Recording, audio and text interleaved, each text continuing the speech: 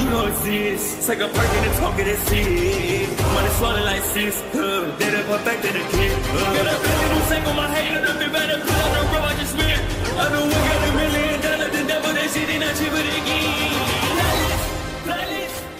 Hello and welcome back, fellow anime lovers, to MangaMuse. I am delighted to have you join us once again in the world of fanfiction and fantasy. This is the second part of What If Deku Enters Godzilla Verse. Special note, this fanfic is written in a masterpiece of GFan97 on FANFICTIONnet. Do check and support the author too. Now smash the like, share and subscribe button for more. Also press the bell icon so that you never miss such great parts. Thanks for the introduction. Now let's dive into the world. One thing you learn from tracking giant monsters is that they are creatures of habit. Territorial hurricanes, really. I guess whatever remnant of animal instinct that's still firing inside their irradiated brains tells them not to stray too far from the nest. Izuku read as he walked. It was funny, this incident in Vietnam forever changed the course of human history, yet few knew it even happened. Such was the case with most of the history involving monsters, with one notable exception. Even modern education, much as it downplayed monsters in favor of quirks, couldn't ignore King Ghidorah. Hey Izuku. Izuku looked up from his book.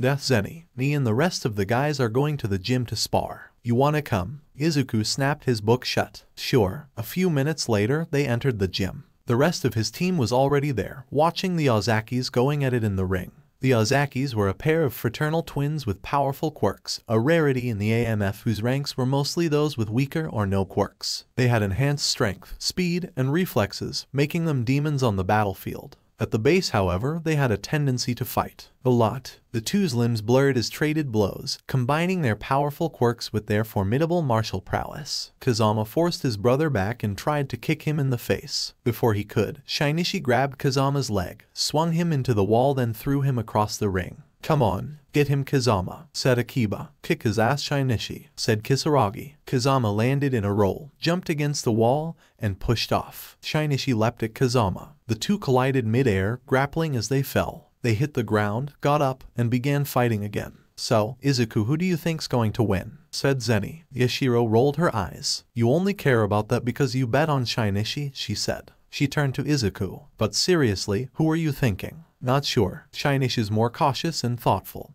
but Kazama's more aggressive and doesn't hesitate. He kind of reminded Izuku of Kaken, but with less bullying and screaming. It could go either way. But if I had to guess today, Shinichi almost pinned Kazama but hesitated. Kazama took advantage of this to throw him into the wall. Kazama maybe. Shinichi could still win, but I think I'll lean toward Kazama. Sure enough, after several more exchanges, Kazama managed to finally pin Shinichi. Good job Kazama, said Akiba. Good try Shinichi. You'll get him next time, said Zenny. The two got up and left the ring, Shinichi giving the tank team a brief nod while Kazama ignored them. The Ozakis were infantry, fighting the monsters in close quarters with smaller arms, such as rocket launchers and flamethrowers. Izuku had briefly considered joining up, but settled for learning how to use a rocket launcher, while continuing to fight in his tank. Akiba held out his hand. Zenny groaned and put some bills in it. Yashiro did the same. After collecting his winnings, Akiba picked up a bow staff and stepped into the ring.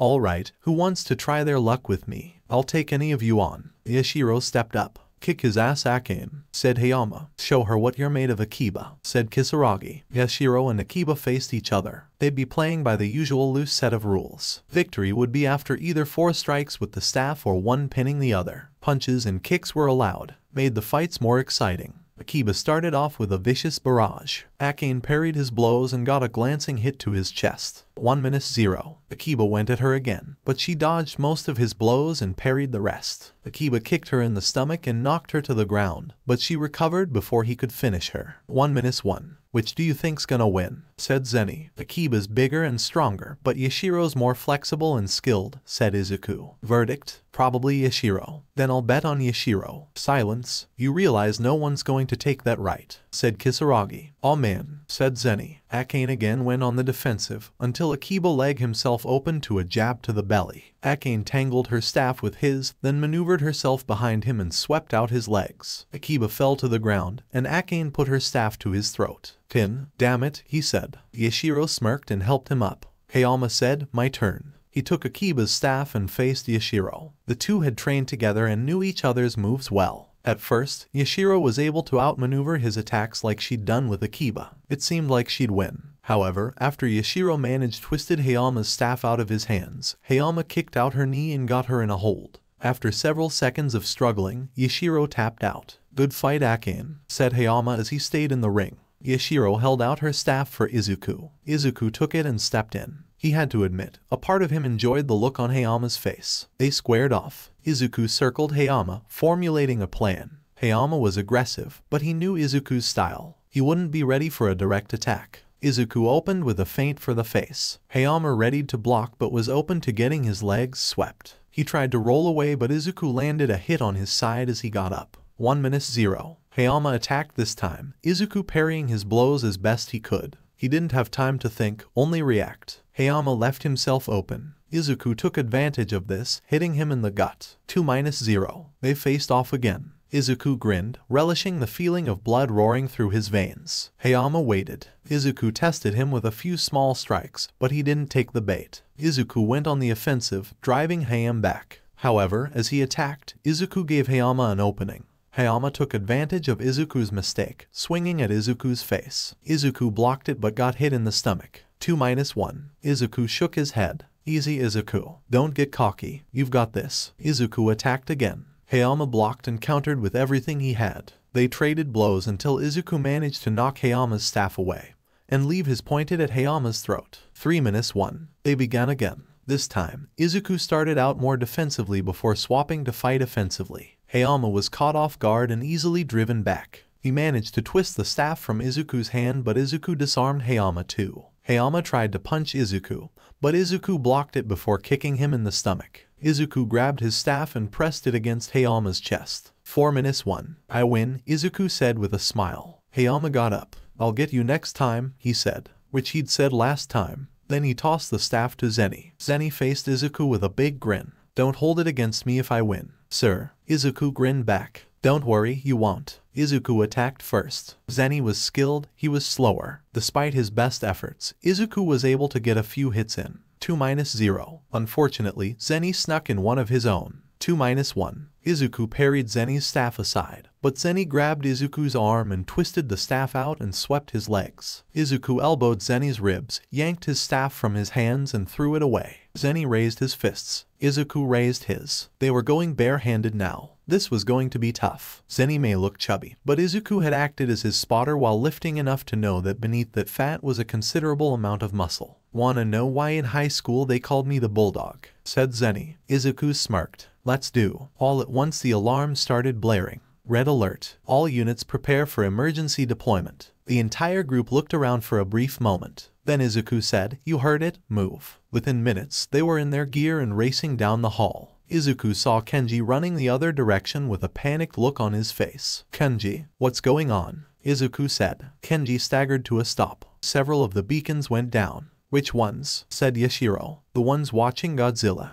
Izuku felt his heart stop. He slowly turned and locked eyes with the rest of his team as the reality sank in. If he crossed the border, they sprinted for their tanks. They got in and went over their pre-fight checklists. All tanks were functional and ready. They moved their tanks onto a carrier, then went back to pack their duffel bags. They had to be ready to move out at a moment's notice. That way, if he crossed, they could try to intercept before he reached a populated area. Sakaki's group were packed in a transport plane in case an attack happened before a ship could reach it. Unlikely, but best to be prepared. All of G-Force sat there and waited, hoping that the most dangerous creature alive stayed on the correct side of the border. And if he did cross, that he wouldn't get far. Because if he did, he'd be near impossible to track. And if they failed to track him, Izuku had seen enough records of Godzilla attacking cities to know what would happen. It would be a massacre. The Pacific, 2 kilometers inside the safe zone. A single boat darted across the ocean. Its sonar and Geiger systems swept the surrounding area, searching for their target. This was a scouting ship, meant to find enemies and run if threatened.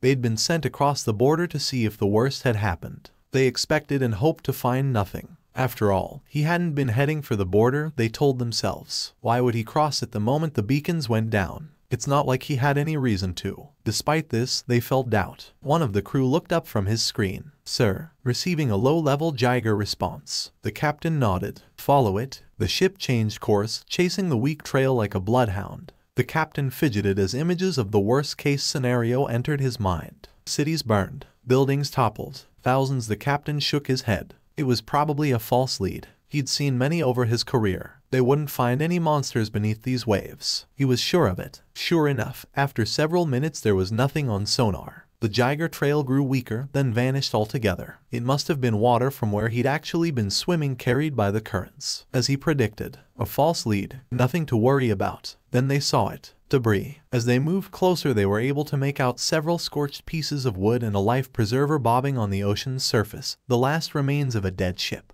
One of the crew held a Jiger counter toward the debris. It went wild. Could it have been swept here from the other side? One said. No, said another. It's too recent, and the debris too close together. The captain stared, his mind trying desperately to come up with an alternative explanation for what he saw. He picked up this radio with a shaking hand. This is Lizard 1, he said, reciting their call sign on autopilot. We read you, Lizard 1. What's your status? The captain took a deep breath. Part of himself begged him not to say it, as if doing so it would make it any less true. But it wouldn't. He was here, and he had to warn them. The captain closed his eyes and said, the wolf is in the sheepfold. I repeat, the wolf is in the sheepfold. Around Commander Takabana, technicians scrambled as they checked their sensor readouts, communicated with ships, examined satellite data, trying any and everything to find their enemy. Thus far, they'd been unsuccessful. Where is he? Said Commander Takabana, slamming his fist on a nearby table. Still unknown, sir, said one of the technicians. The Supermaru is moving toward his last coordinates, but he could be kilometers away by now. SGSs are sweeping for him, but it's a big ocean. We have no idea how long it'll take to find him, said another. Takabana sighed. This was a mess from the start, but with each passing day it threatened to become a full-blown catastrophe. Are there any active dumping runs? One, sir. We've redirected it far away from his projected path. Have it rendezvous with a pickup ship ASAP if he comes for it. I want those sailors off that ship, said Takabana. Yes, sir. One of his subordinates walked up and said, Sir, the Americans have agreed to help drive off Ebera.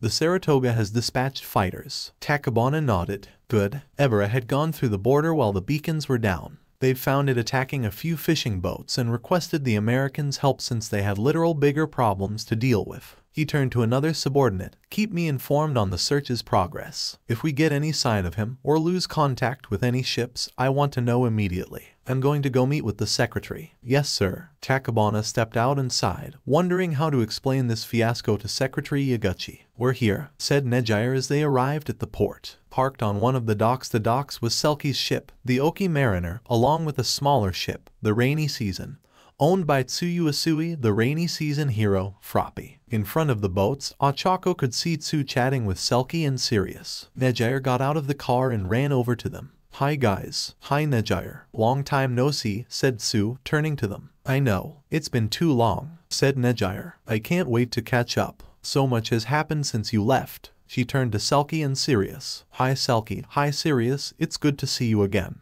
It's been a while since we teamed up. Selkie chuckled. Yeah, you were still with Ruko last time we met. He struck a ridiculous cutsy pose. They grow up so fast, he added with a high-pitched voice. Sirius face-palmed while Nejire and Tsu smiled. Ochako had to admit it was kind of cute. Selkie turned his attention to Ochako. Iravati right. Nice to meet you. He reached out his hand. Ochako shook it saying, Nice to meet you too, Selkie. I've heard a lot about you. Welcome aboard, said Sirius, also offering her hand. Tsu mentioned you. She said you're a pretty good hero. Ochako rubbed the back of her head. Thanks, just doing my best. Ochako turned to Tsu, who gave Ochako one of her muted smiles. Hey Ochako, good to see you again, she said. Good to see you too, Tsu. How's being independent been? Hard, but rewarding. It's mostly search and rescue on the water or fighting villains on the coast. Selkie lets me team with his team often, which lets me fight more villains at sea. How about you? Nejire still a good boss. Ribbit. Yep, friendly but expects a lot. Luckily I'm more than up for it. Tsu nodded. That's good. You've been rising through the ranks lately. Pretty impressive, since you didn't attend hero school. Thanks, Ochako said.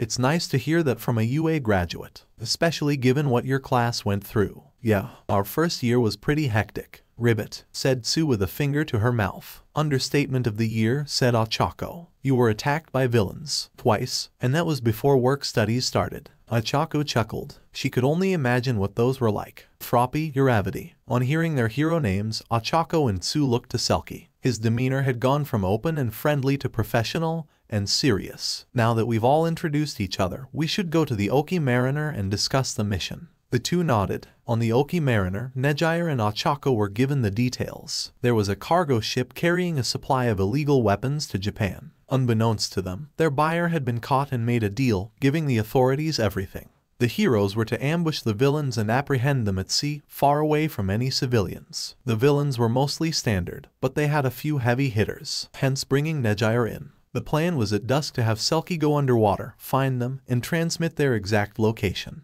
Then the Oki Mariner would move in. While the villains tried to evade the Mariner, Selkie would board. Then while the villains were distracted, the rainy season would make its move from the other direction. Nejire, Tsu, and Ochako would board and apprehend. There were risks, but that was all part of being a hero. Izuku stood on the transport ship's deck, watching the horizon. The water looked so vast from here, yet he knew what he could see was only a small portion. A drop in a lake. It reminded him how small he was, how small everyone was. Since he was a young child, Izuku had been reminded of his weakness. Quirkless, defenseless Deku. There had been no shortage of put-downs aimed at him. Even his childhood hero had. And yet, with the right perspective, they were pretty small too. Each one was literally 1 in 6 billion on a small planet in the corner of the galaxy, outmatched by a natural world they couldn't hope to control. But that didn't stop them, nor did it stop Izuku. Ever since he'd first read his current hero's autobiography, he'd persistently punched above his weight class. Then again, maybe that was just a human thing. They hadn't become the dominant species by being the biggest or strongest after all. Izuku looked down at the waves crashing against the ship. Sunlight illuminated a few meters down before fading into darkness. Izuku sometimes thought of what was down there. People always imagined what lurked beneath the waves with a mix of wonder and fear. Izuku knew from experience how right they were. There were unimaginable terrors in the depths, and of the most incredible wonders ever seen. Sometimes they were the same thing.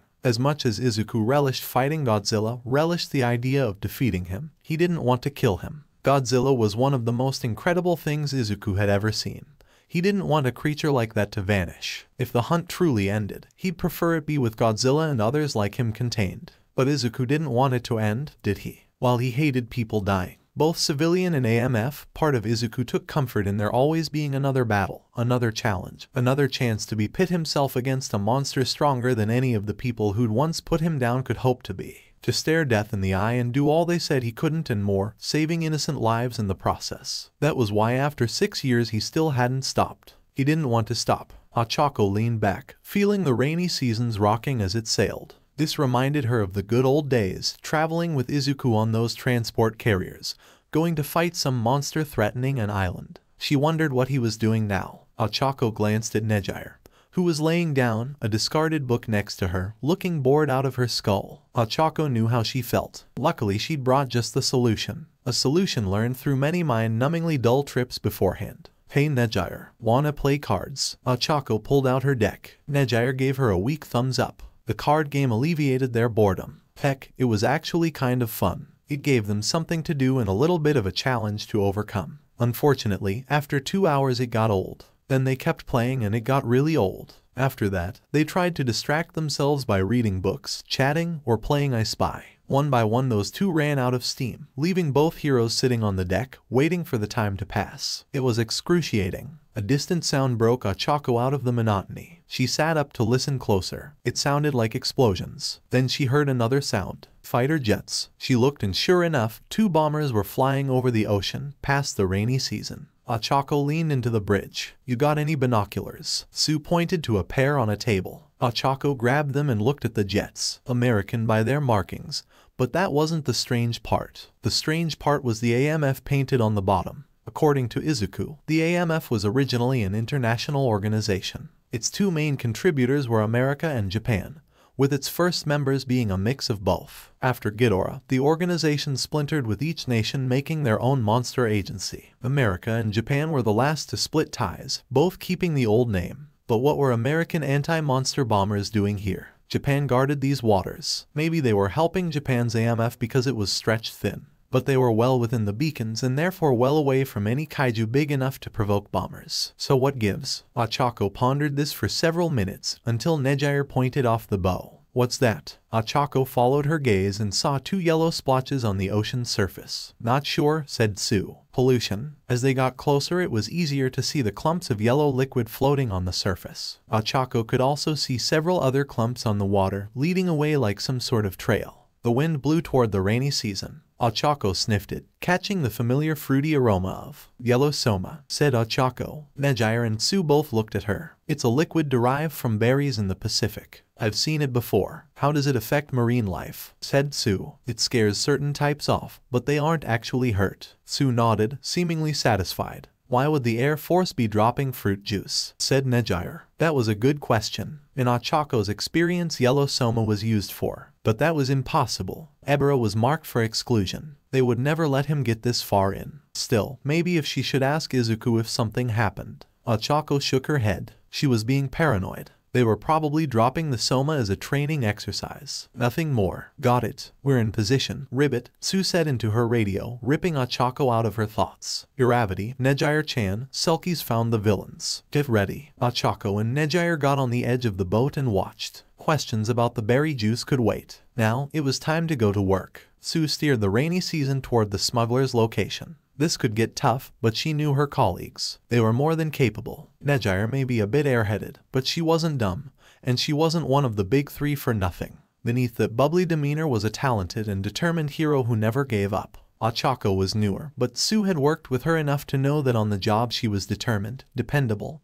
and utterly without fear. Them, combined with Sue and the Oki Mariner, would be more than enough to bring these villains down. Sue saw the enemy ship in the distance. She gunned the engine and said into her comm, I see them. Moving in. She heard sounds of a struggle over the comm. Sulky said, I've engaged. Copy, said Sue, gripping the wheel. She turned her head and said, Nejire-chan, go. You got it, Froppy. Nejire said, taking into the air. Sue maneuvered the rainy season a few hundred meters from the smuggler's boat and dropped anchor. Ochako ran to the harpoon gun and hopped on the end of it. Sue ran over and took aim, firing the harpoon over the villain's bow with Ochako still on it. Once Ochako had hopped off, Sue reeled in the harpoon and dove into the water. She swam to their ship and hopped on. Sue climbed to the deck like a tree frog, using her quirk to camouflage herself, then quickly analyzed the battle. On the stern, Nejire was fighting against one of the heavy hitters, whose wrists could flip upward to reveal cannons. Nejire avoided or deflected his shots while sending back several of her own. Sulky was in the cabin, fighting several villains with his bare hands, punching them across the room without issue. On the bow, Ochako was fighting a villain in a black bodysuit and mask who could vomit thick balls of slime to trap his opponents, and a female with goggles and exposed arms who, judging by the dent in a nearby wall, could punch hard enough to dent steel. Judging by their attack pattern,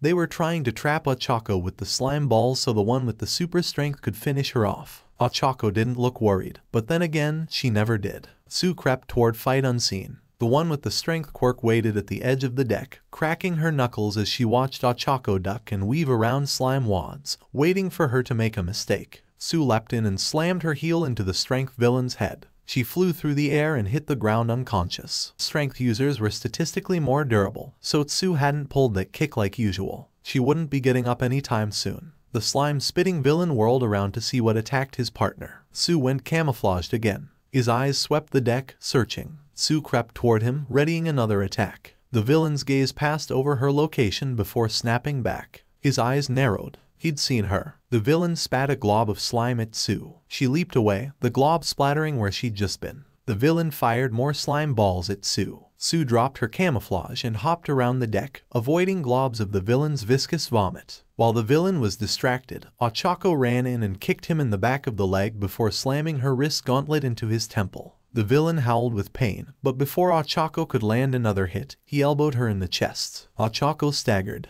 The villain spun and tried to punch her, but Ochako ducked just in time. Sue leaped in and kicked him in the back. The villain flew into the guardrails and slumped to the ground. Ochako walked over, reaching into her belt. She got out some capture tape to bind him, but just as she got close, the villain's eyes shot open. The villain slammed his foot into Ochako's stomach, sending her backward. The villain spat his slime balls at Ochako. Ochako used her quirk on herself to jump away before canceling it and falling into the water. Sue ran to the villain and aimed a high kick at his head. He leaned backward, barely avoiding it, and threw a punch at her face. Sue ducked it, landed a light punch to his stomach before swinging another kick at his chest. The villain tried catch her leg, but it wasn't enough to stop her kick from slamming him in the stomach. The villain fell to his knees, the wind knocked out of him. Sue was about to kick him again, but the villain fired a slime ball at her face. She staggered back. The villain got up and punched Sue in the face. Sue fell back, pain exploding from her forehead. She looked up and saw the villain arching his head back to vomit another glob at her. Sue lashed out with her tongue, hitting him in the cheek and redirecting his blast so it landed to Sue's left. Sue hopped away as the villain fired another slime ball at her. As she did, she noticed a familiar grappling hook on the railing. She dodged several more hits before the villain charged at her, obviously deciding his chances were better in hand-to-hand. Sue dodged the first couple punches and hit him with one of her own, but it was only a glancing blow. Shortly after, the villain's fist sank into Sue's stomach. Sue gasped as the air was forced from her lungs. Before the villain could do anything else, Ochako leapt at him from behind. The villain noticed and sidestepped her attack. He hit her with an uppercut before turning and elbowing Sue, then hitting Ochako, then attacking Sue, going back and forth between them. Sue knocked him off balance with a kick to the knee, followed by Ochako punched him in the face, followed again by Sue kicking him across the deck. Much as Sue hated to admit it, this guy was good. Sue was about to leap at him, but he vomited a glob at Sue's ankle, trapping it. He was about to launch another wad of slime at her, but had to duck as a rain of debris fell onto the deck from Nejire's fight. Sue covered her head as several pieces of wood and metal landed around her. Seeing that the villain was distracted, Ochako charged at him and fired a grappling line at his face. The villain grabbed it, but Ochako's distraction let Sue grab his ankle with her tongue. Ochako leaped up, grabbed the villain's head with her legs, then pulled him down using her body weight, aided by a well-timed pull from Sue. Ochako got to her feet and slapped the villain, making him float. Before she could tie him up, the villain squirmed out of her grasp and fired several more mucus wads. Ochako sidestepped them, but Sue saw the other villain starting to stir. "Froppy," Ochako said, "remember that special move we did together?" Ochako smirked. "I sure do, your avity." "Ribbit," Sue said. Ochako touched various pieces of debris, making them float. Sue swung back her tongue. Ochako got her hands ready to release. "Meteor, Fafrotskis," said Sue, slamming the debris at the villain. He was pelted by various chunks of wood and metal. Ochako released him in time for the villain to fall into the guardrail and hit the deck. Ochako wrapped capture tape around his wrists and gagged his mouth. He was beaten. As Ochako walked toward Sue, she saw movement behind Ochako. Sue's tongue lashed out and grabbed Ochako, pulling her forward just in time to avoid the fist aimed at her head. The strength villain had woken up. The villain lunged at Ochako, trying to punch her with her powerful arms. Ochako hurried back, pressing her back against the cabin. Ochako ducked as the villainess punched clean through the metal wall, hurrying away as the villain pulled her arm out. The villain continued to attack, but Ochako continued to dodge. Despite the constant threat of death, Ochako's expression never showed anything but calm focus. One good hit and Ochako would be dead. Sue needed to intervene, but her leg was still trapped. If her attack didn't bring the villain down, she would be completely exposed. She needed to make her move count. She glanced down at the debris. Barring a pair of goggles, the villain's face was exposed. An idea forming, Sue rolled up her sleeve. Moments later, the villain almost had Ochako cornered at the edge of the bow. She cracked her knuckles. "Say goodbye, hero." Using her tongue, Sue swung a piece of wood at the villain. The plank hit the villain in the side of the face. She turned to Sue and grinned. "Why don't you pick on someone your own size?" said Sue. "And what?" the villain said, cracking her knuckles. "Tell me, frog girl, what was your plan?" "Hope that once I've killed you, your friend can." Ochako tried to hit her with her palm, but the villain avoided it and threw a backhand at her. Ochako ducked and hurried away. The villain stepped toward Sue. "As I was saying, you were hoping that after I've killed you, your friend can." She took one step. "Your friend can." Then another, slower and heavier. Then one more. "Your friend." Then she stopped moving altogether. "What did you do to me?" the villain gasped. "I can do whatever a frog can," said Sue. "And several frogs can secrete mucus that induces paralysis." "Ribbit, you can't move. You ...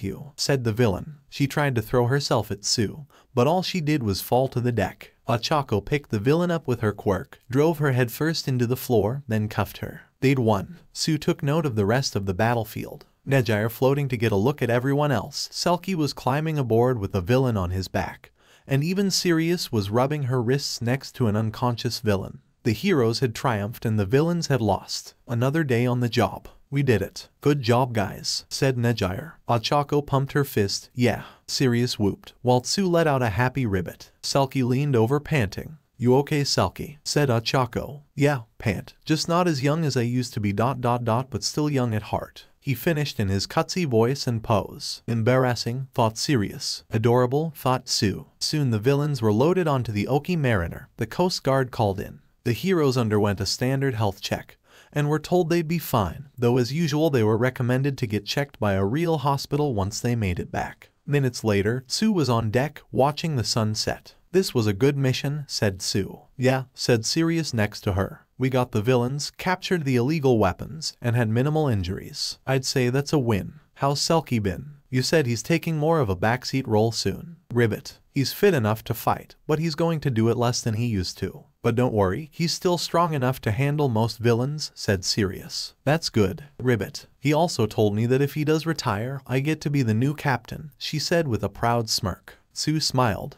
I'm glad. You've earned it. Thanks. You know, if I wanted, I could have gone independent like you. But I like the Mariner, even as first mate. Still, Captain Sirius does have a nice ring to it. It does. Just don't let it get to your head, Sue said. Sirius chuckled. Don't worry, Sue, I won't. By the way, saw that move you did with your Avity. Neat combo. Thanks. We developed it when we worked together at Nejire's agency. Simple but devastating. Did you two work together often? Sue nodded. At first it was because she needed to be shown the ropes. She learned fast. After that, it was because we made a good team. Probably because not much could get to us. Sirius nodded. You mentioned that. Was she always like that? Even when she started? Sue nodded. 2 weeks after she signed on, we fought a villain who could grow to 15 meters. Ochako's exact words were, I've seen worse. Sirius chuckled. Impressive. Then after the fight, like another day at the office. Seriously, said Sirius. She handled her first fights like they were nothing. I almost puked after every fight for the first 4 months. Sue nodded. Even I was frazzled after the USJ. Ochako was probably one of the most unflappable people Sue had ever met. It made her a bit of a mystery at Nejire's agency, that and her inexplicably large bank account. It even led to a betting pool over what her job had been before becoming a hero. Ochako kept quiet and Sue, not being the gambling sort, didn't join in. She leaned towards Secret Agent Froppy, Nejire walking onto the deck with Selkie. Given that she'd used Sue's hero name, it probably meant more work to do. Of course there is. We just got word from the Coast Guard of an unidentified ship sailing near here, said Nejire. It hasn't answered hails. Me and Uravity are going to fly over and investigate. You want to join us? Sue looked to Sirius. Sirius nodded to her and said, go ahead. Take care of my boat, said Sue. Minutes later, Ochako made herself and Sue weightless. They took off on Nejire's back toward the mystery ship. The sun had just set. Nejire flew toward the mystery ship, Sue and Ochako weightless on her back. Darkness had begun to fall,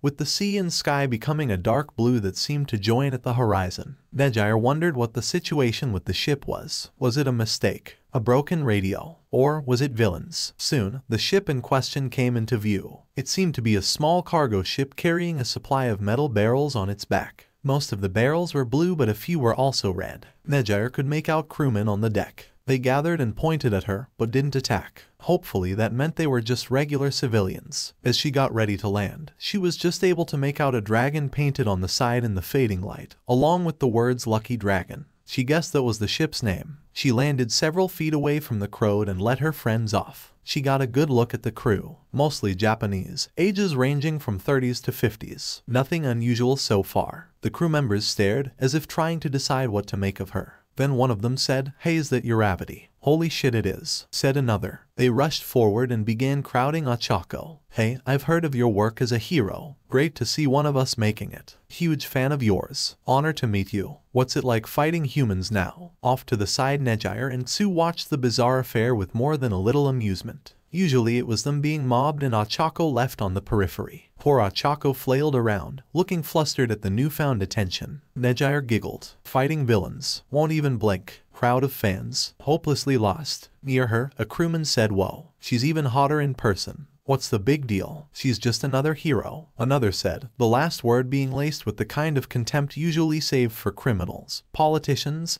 and members of the media. "Hey," said the first one. Uravity spent 4 years with the AMF before becoming a hero. 3 in G-Force. The nut jobs in the Pacific. Nejire raised an eyebrow. AMF, G-Force. Yeah, I heard she was partners with the Emerald Madman himself. No way. Nejire turned her attention back to Ochako, who was still being mobbed. As amusing as this was, they had a job to do. She opened her mouth to speak when another voice cut in. Attention! The crowd immediately shut up and turned around, standing up straight. A man in his early 30s walked toward them. Well, he said, with a smile. Isn't this a surprise? Uraraka, it's been too long. Shikanami, Ochako said, running up and hugging him. How have you been? Pretty good, he said. Transferred here after about a year mainland. Made captain since then. It's a nice job, good pay and less risk of being incinerated. How about you? How's the hero business? Pretty good, said Ochako. I save people, can use my quirk freely, and get to make people happy. Shikanami raised an eyebrow. And make plenty of money. That too. Shikanami grinned. Sell out. Ochako laughed. Hey, why do you think I signed up for G-Force? College credit, recklessness, obsession, or complete lack of self-preservation. That's why Midoriya did it. Hey, show some respect. I seem to recall me and Midori saving your butt several times. Shikanami laughed. Touché. To be honest, Midoriya's been doing pretty well for himself. He's even a bit of a legend now. Really, said Ochako. Yeah, not every day someone as insane as him lasts this long.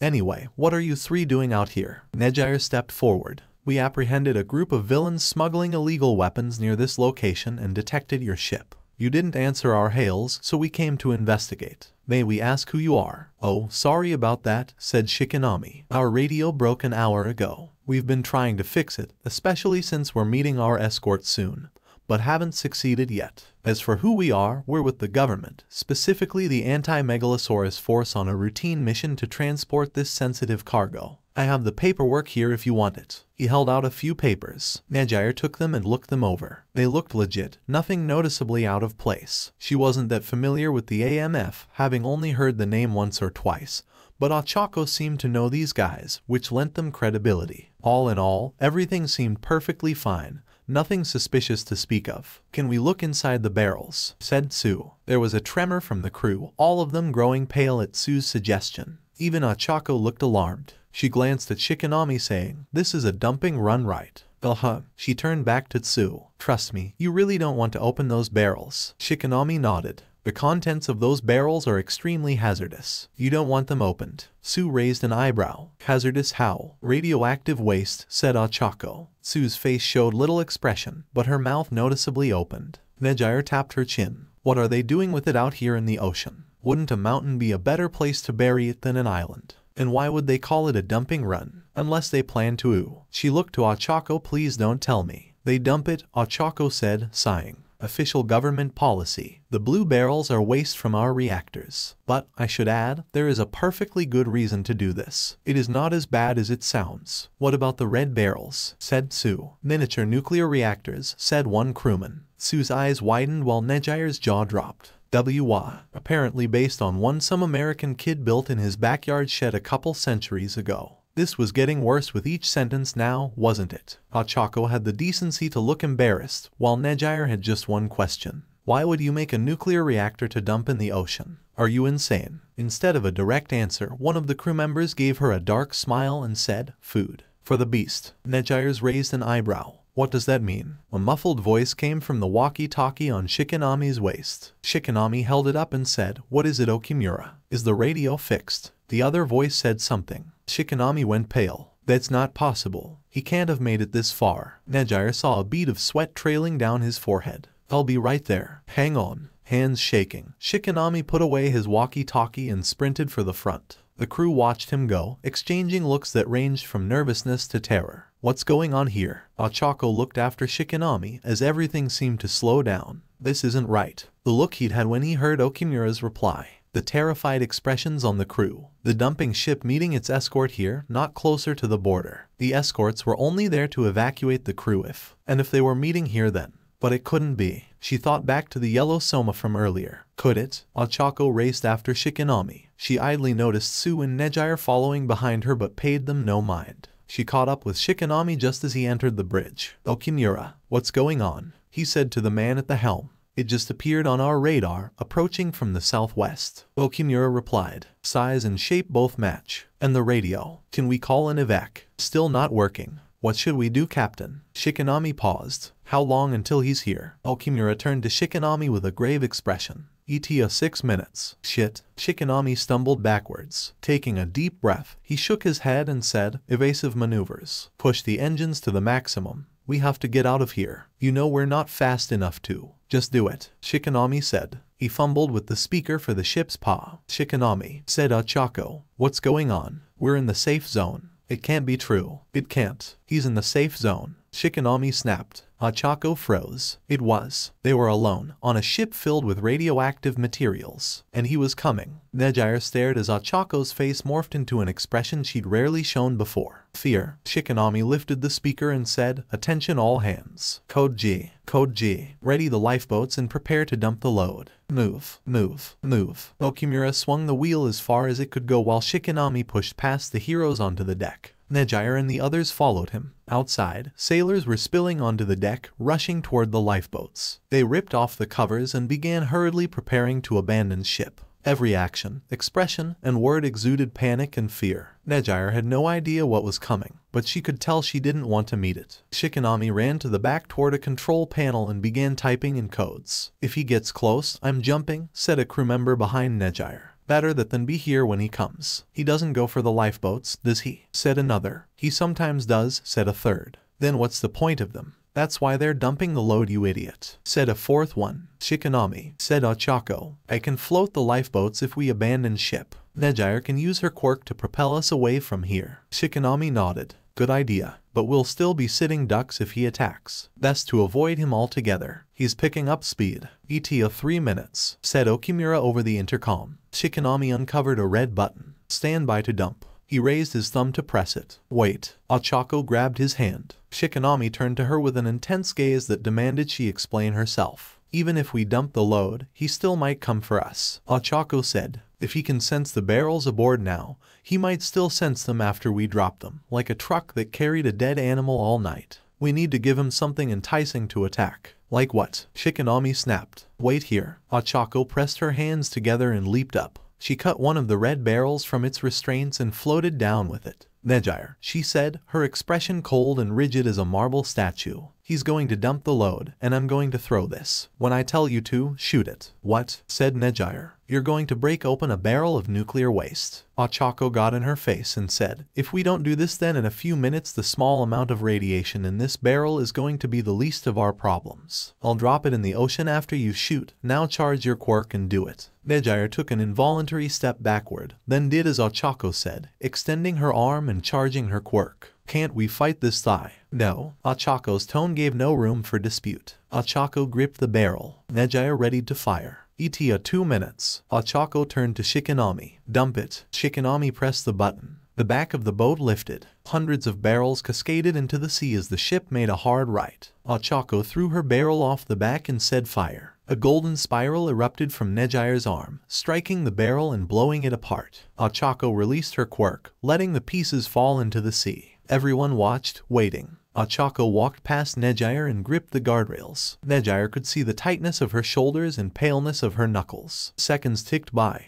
The crew slowly walked toward the back, awaiting their fate. Then, finally, he took the bait. He's not following us. Ochako let out a long sigh of relief, one which was echoed by the rest of the crew. The danger seemed to have passed. Even Nejire felt herself loosening up. Yet still they stared at the dark sea. Something shifted where they dropped the barrels, like the water was bulging. There was a series of blue flashes under the water, followed by a long silence. As they sailed away on the moonlit sea, Nejire recalled the crewman's words. Food for the beast. Once they were sure they were safely away, the heroes left the Lucky Dragon, flying toward the Oki Mariner and rainy season. It was a very quiet flight. They arrived to find the Coast Guard already there, arresting the villains. Ochako simply said that the Lucky Dragon had a broken radio, and jumped onto the rainy season. Curious, Sue followed her. On the deck, Ochako pulled out her phone and dialed. Hey Midori, she said in a faux cheerful voice. I was just calling to say hi, catch up, ask why the hell you didn't tell me the safe zone was breached. Ochako rolled her eyes at something the other person said.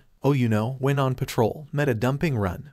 Had goddamn Godzilla nearly nuke the boat I was on. Yeah, I'm upset. Really? That's what you're okay, fair enough. The coordinates were. Sue crawled up to the deck to give the Coast Guard her statement. This was obviously a private conversation. As she did, she noted that while it looked like Ochako wasn't a former secret agent, member of a shady government group was at least close. Izuku looked at the coordinates Ochako had specified on his map. Are you sure? Yeah, why? Said Ochako. That's well beyond where we expected him to be. Thanks for telling me, Ochako. I'll give this to Kenji right away. You're welcome. It's faster this way than letting it to pass through the bureaucracy. But you didn't answer my question. Why didn't you tell me? Izuku scratched his cheek. Honestly, I didn't even think to. Why not? I'd have thought after everything we've been through together I had a right to know. Was it classified or something? No, it's not that. Things have been pretty chaotic around here since he got through and we've all been scrambling to find him. Besides, what good would telling you do? You're a hero now. You fight villains, not monsters. Aren't villains enough to worry about? Maybe, Ochako said, but it'd be nice to know beforehand when the king of the monsters himself is loose within the safe zone, if only so we can prepare. After all, disaster relief is my job too, and you know better than anyone what he can do to a populated area. Izuku sighed. You're right. I'm sorry for not telling you, he said. If he seems to be heading toward any big cities, I'll let you know. Until then, we'll do our best to find him and lure him out before anything happens. Good luck, Midori, Ochako said. You too. He ended the call. That could have gone better. Then again, it also could have gone a lot worse. At the very least, he now had an idea where Godzilla had been within the last hour. He texted the information to Kenji. Minutes later, his phone dinged. Kenji, are you sure? That's way too deep. Izuku, that's where Ochako said. According to her, she met the dumping run there. Did we have one in that area? Kenji, yes we did. I'm going to wait for the official report, but for now we should assume he's there. FYI, Kamakura's crossed over yesterday. Me, noted. Any luck finding Godzilla with your powers? Kenji, sorry, telepathy isn't a GPS. I can sense him, but that doesn't tell me where he is. He doesn't seem to be going anywhere in particular so far. But, Kenji, this could go bad, couldn't it? Izuku, yes. If Godzilla attacked a populated area, they have to deal with the obvious problems that brought devastation, mass casualties, and radiation. That alone would be catastrophic. On top of that, they'd also have to deal with heroes who weren't used to kaiju. Outside the safe zone, most of the locals and heroes were familiar enough with kaiju to know what to do when one came, and to let the AMF handle any fighting. Inside, however, they'd have all the problems that occurred when operating on the mainland. Clashes over jurisdiction, heroes recklessly attacking, and people with no idea what was happening. It was bad enough with Class 3 kaiju like Gargantuas, but when the kaiju attacking was Godzilla, Izuku shuddered. Then he texted Kenji. Izuku, very bad. Kenji Sigusa stared at the location Izuku had given him. His lips pursed as he tried to make sense of it. How could he have gotten that deep in? He'd been swimming parallel to the beacons when they went down. The only explanation would be him suddenly making a beeline for the border the moment that they went down. Not for the first time, Kenji wished he was like his grandmother. She'd have figured this out. Nobody knew Godzilla better than her. But he wasn't her. Still, he had her powers. He could try and replicate her connection. Kenji closed his laptop and took a deep breath in. He let a long breath out. He took a deep breath in. Let a long breath out. In and out. In and out. Kenji's body relaxed as his mind reached out. He sensed the one he became all too familiar with in recent years. Anger, pain, contentment, satisfaction. All these were in the creature's mind at the moment. Kenji looked deeper, trying to see some plan, some purpose in its movements. He found none. Probing deeper, Kenji turned his attention to trying to learn why he'd crossed the border so fast. He couldn't sense the beacons, so what had prompted it? He tried jogging the creature's memory to find out what had enticed it so. Remember when you moved? He whispered to the mind. What was it like? Why did we turn? He nudged the mind, trying to get it to respond. There was a spike of awareness as the creature noticed Kenji's intrusion. Before Kenji could leave, he was engulfed by a wave of pain. Kenji was thrown out of Godzilla's mind with a scream. He clutched his head, waiting for the pain to fade. He'd been too obvious with his prompting, too slow to get out once he'd been discovered.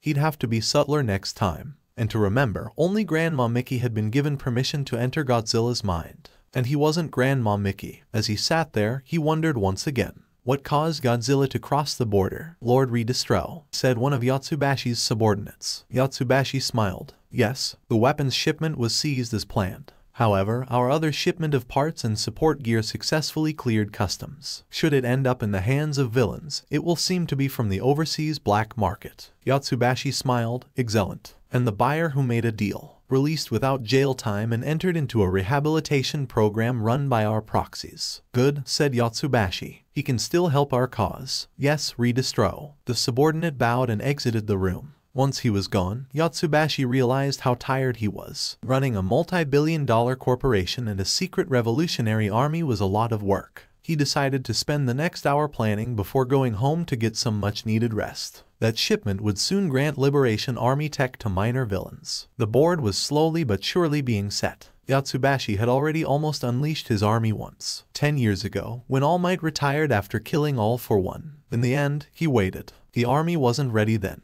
They needed more strength, and more importantly, more unease. All Might may have been gone, but so was All for One. With him dead, and his league captured, there wasn't enough fear to stoke a proper revolution. Since then, the heroes had fought valiantly to plug the hole left by All Might's retirement. But the cracks were showing. Crime wasn't as low as it used to be. Destro's book was selling like wildfire. A single spark was all they needed. Perhaps Godzilla's death would be that spark. That creature had destroyed the ship he'd sent, just as his associates predicted. And, if their little machine worked, he would soon raid a major metropolitan area, giving the heroes a chance to vanquish the once mighty dragon with their meta abilities. Yotsubashi had first heard of the creature from his elders when he was a boy. A powerful animal feared by many, one so strong that even the early meta abilities couldn't vanquish him. But now, a mere animal could be no match for the power wielded by the fighters of today. However, should he stay in the sea, it would be fine. Redestro's plans were advancing just fine without it. Frankly, even if the heroes failed and the army put it down, it would still show the flaws of the hero system,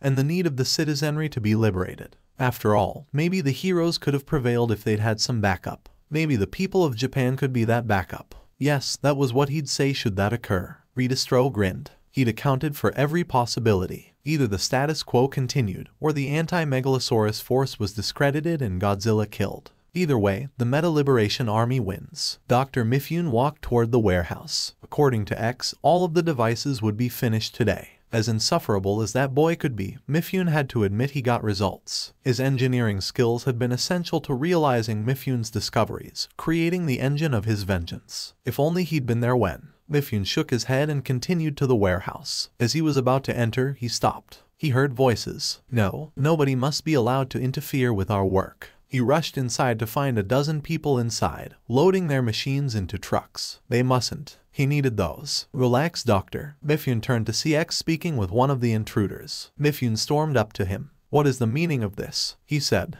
We agreed to only give our partners one. Not to worry, doctor, said X with that smug look he tended to have. The look of a student who thought he was too smart for his class. These people aren't with the MLA. They are friends of mine. They're taking our inventions to a secure location for safekeeping. That way we won't lose them if this place is discovered. Why wasn't I told of this? Said Mifune, stalking up to him. X waved his hand. I didn't think it was important. I did say I'd take care of hiding them. I thought that was enough. Don't worry, I trust my associates completely. Our invention will be safe with them. Mifune glanced at the black-haired strangers stoically loading Mifune and X's machines. He turned to X with a fierce stare. We're supposed to be partners. I demand to be kept in the loop on such matters. X sighed. Fine, I apologize for the miscommunication, he said, sounding every bit as sincere as someone running for public office. Next time I do something important, I'll fill you in on the details. Mifune nodded. Very well. And the one we are giving to the MLA. X walked over to one of them and tapped it. Finished and ready. All we gotta do is plant it and press the button. Mifune nodded, a twisted smile coming to his lips. Good. How long he's waited for this moment. They scorned him, shut down his funding, told him that his work was long since unnecessary. They would see their folly when the work they'd scorned rained fire down on them. He could almost hear their screams. After they returned to the rainy season, Ochako had explained to Nejire and Tsu what had almost attacked them. Nejire probably should have asked more questions, but the idea of a nuclear-powered dinosaur stunned even her into silence. Beyond making her claim in elementary school that dinosaurs lived 2 million years ago accidentally accurate, this revelation explained so much about Ochako. Her fearlessness, her hints of prior experience, they all came from fighting this Godzilla. After all, what was even a 15-meter villain to 50-meter dinosaur? The only remaining mystery around Ochako was her terrible choice in merchandise, but that could just be bad taste. Nejire wondered how terrible this Godzilla must have been. Given how his very presence had spooked Ochako, she'd wager it was probably really bad. Speaking of Ochako, after telling them about this monster, she'd walked to the railing and not said a word since. Nejire gave her some space, hoping she was okay. Ochako watched the ocean pass by. The sun was shining, the seagulls chirping, and Godzilla was in the safe zone. This was a scenario that had been unthinkable in her days with G-Force. The border was their top priority. No matter what, Godzilla was not to get through under any circumstance. If he did, thousands if not millions could die. And yet, now it happened. After over half a century he was inside. Could they get him back out before countless died? Or would Godzilla remind the world why he was called King of the Monsters? She hoped it was the first. She really did. But if it didn't, what should she do? She had fought Godzilla multiple times, become used to him. Sure, he scared her, but she'd never let that get in the way of her duty. In every battle, she'd always known exactly what she would do. She was a mazer driver. She drove from cover to cover while Midori fired on him. She'd avoid being seen and dodge when needed. Yet now she was a hero. Her job was against villains and natural disasters, not kaiju. So, what could she do? Fight? No. Godzilla couldn't be beaten through brute force, not without power on par with All Might at least. And even that was no guarantee. Godzilla had to be redirected, lured the way you wanted him to go. And that was the job of Izuku and the AMF. If they wanted her help, she would fight for them, but no one else. She refused to fight under anyone who wasn't familiar with Godzilla, not even a skilled strategist like Kendo or Creati. But since the AMF was unlikely to ask for her help, what else could she do? Busy. She was a rescue hero. She routinely worked in disaster areas to save trapped and injured civilians. And what was Godzilla but a walking natural nuclear disaster? Ochako clenched her fist. Her duty as a hero was to save people. That is what she would do. She was the zero-gravity hero. She would swoop, save those caught in his wake, and help get them to safety, no matter the cost. The hunt was on. Izuku scoured every resource at his disposal, mostly social media, searching for a hint on Godzilla's location. He searched for bizarre occurrences, vanished ships, weird behavior from marine life, any and everything that could lead him to the missing king of the monsters. He briefly thought he found a lead near the safe zone border, but it just turned out to just be Ebara being chased out by the Americans. Occasionally, Kenji sent Izuku data from the analysts, but while Izuku tried his best to use it, his ability to do so was limited. Izuku may be smart, but his experience was with social media and historical records, a skill born in his days chasing heroes, and the subsequent days researching the monsters. What Kenji sent was mostly beyond him. After many hours of digging, Izuku had nothing. Even with everything Izuku knew of Godzilla's habits and calling cards, finding the monster in the ocean was turning out to be like looking for a needle in a 1,000-kilometer haystack. Izuku shut his laptop. He was drained. Since embarking, Izuku and his team had been constantly drilled, inspected, and trained in case a battle came. The constant preparation combined with Izuku spending nearly every moment of free time searching was taking its toll. He needed to rest soon, or his teammates would stage an intervention. Again. Izuku got up and stepped onto the deck for a walk. As he walked along the deck, Izuku took a deep breath of ocean air. He glanced at the water, where the sun was glistening off the ocean surface. Izuku never got tired of sights like this. That combined with the feeling of moving finally took his mind off the search, letting him relax. After a few laps, Izuku's phone starting to vibrate. Izuku pulled it out and checked the number. He brightened and answered. "Hi, Mom." "Hi, sweetie. How are you?" said Mom. "I'm good," said Izuku. "Sorry I haven't called lately. We've been very busy over here." "Oh, I hope it hasn't been too troubling," said Mom. "No, nothing too serious. Yet. We've just had a lot to do." "I see. How are your friends?" "They're good," Izuku said, "up to the same antics as usual." "I hope they haven't been too difficult," Mom said, with a hint of mirth. "No, they're fine," Izuku said. "Mostly," he murmured. On the other end, Mom chuckled. "I'm glad. What about Ochako? Have you two been keeping in touch?" "Of course," said Izuku. "You know we're best friends." "I know, sweetie. It's just..." Izuku frowned. "Mom." Izuku heard what he was pretty sure was the sound of running water. I'm just so happy you have so many friends. Izuku smiled. A tear came to his own eye. Yeah, I am too, 7 years after high school, and that fact still got to him sometimes. I'm sorry, Mom said as the running water seemed to stop. You know me, I just get emotional sometimes. It's fine, Mom, said Izuku. Trust me, I know exactly how you feel. I know. What about your job? It hasn't been too dangerous, right? Nope, said Izuku. After all, compared to Godzilla, what were a few gargantuas? Good. Sometimes I get worried about you dealing with those animals, them having quirks and all. Technically, not all of their powers were quirks, but distinction without difference. Though I suppose it's worth it for a job that makes you happy. I should just be glad you didn't get a job handling villains or something. Izuku scratched his nose, letting out a nervous chuckle. He'd told her his job could be dangerous, so she wouldn't be completely surprised if he died, but he might have underplayed how dangerous. A lot. In his defense, she'd have a heart attack if she knew, and it wasn't like her worrying could make this any safer. Oh, by the way, your father wants to speak with you. He's there, said Izuku. Yes, he was given the weekend off from work and wanted to come home. I would have told you, but yeah, couldn't get time off on such short notice even if I tried, said Izuku. Especially not now. Don't worry, we understand. Here he is. I love you. Love you too, Mom. Another voice came onto the phone. Hi, Izuku. Hey, Dad, said Izuku. How's America been? Good. And the Pacific? Good. Mostly work, but still some fun along the way. Good to hear, Dad said. I have to leave soon for my flight, but I wanted to talk with you first. We haven't spoken in a while. We haven't. Sorry, said Izuku. With everything happening in his life, he'd honestly forgotten how long it had been since calling Dad. We haven't seen each other in a while either, have we? We should fix that. We should. I would like to see you again, said Dad. In the meantime, please be safe. Izuku realized what he really meant.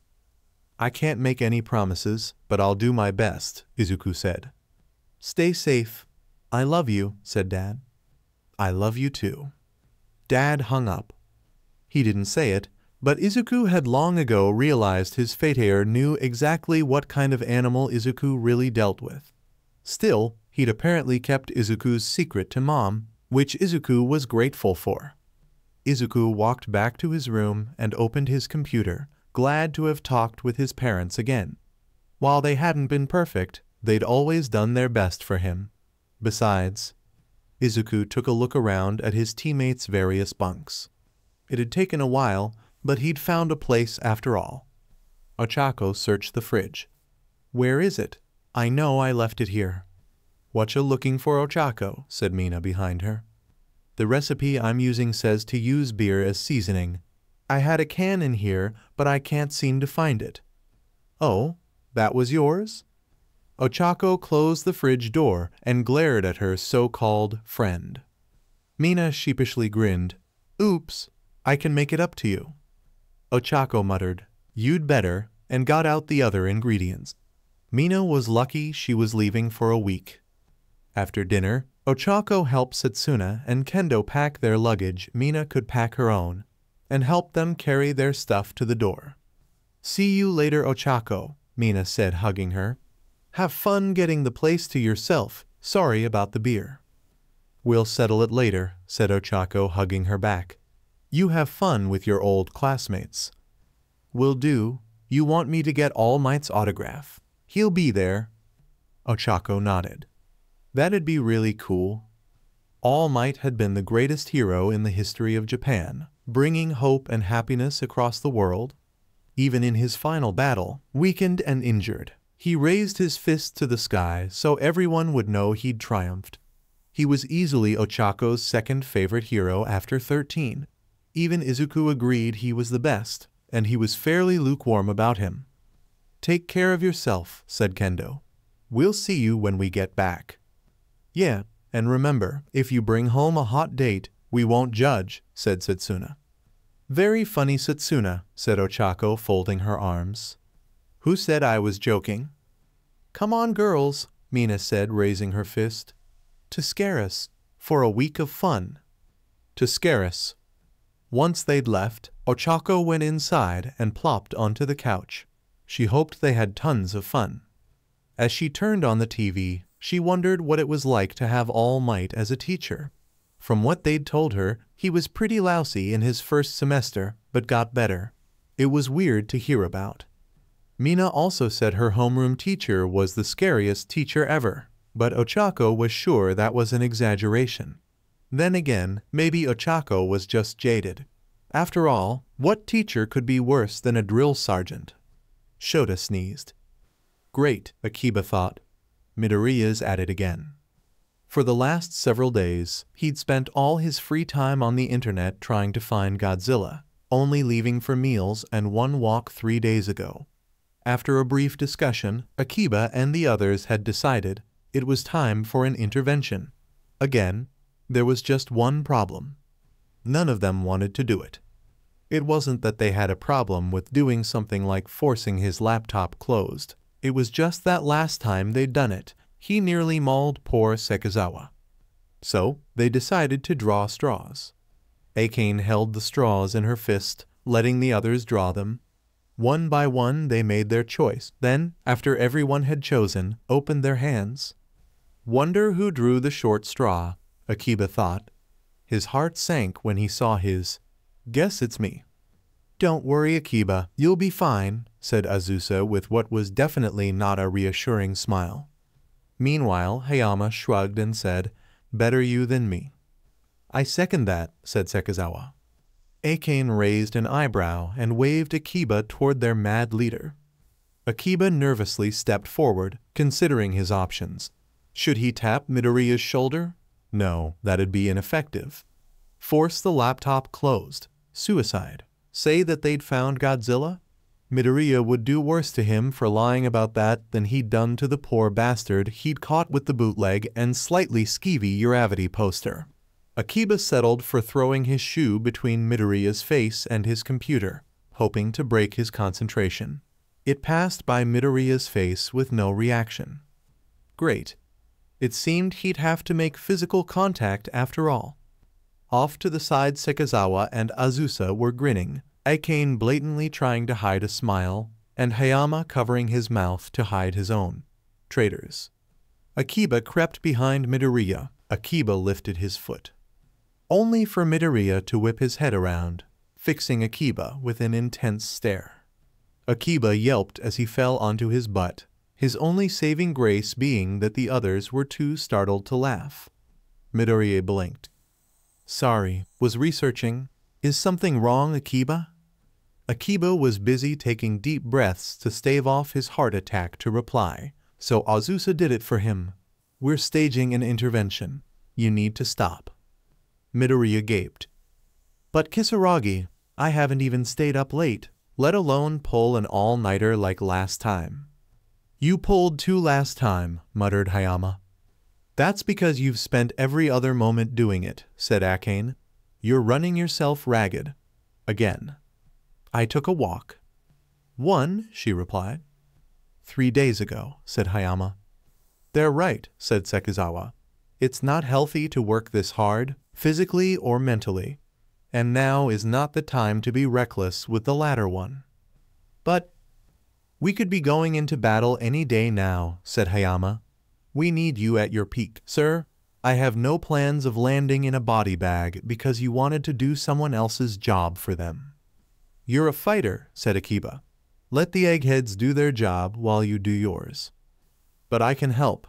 You guys know I'm good with this stuff, and we need you at your best if there's a fight, said Akane. You know that. You can't let finding him come at the expense of fighting him, said Sekizawa. We depend on you to lead us.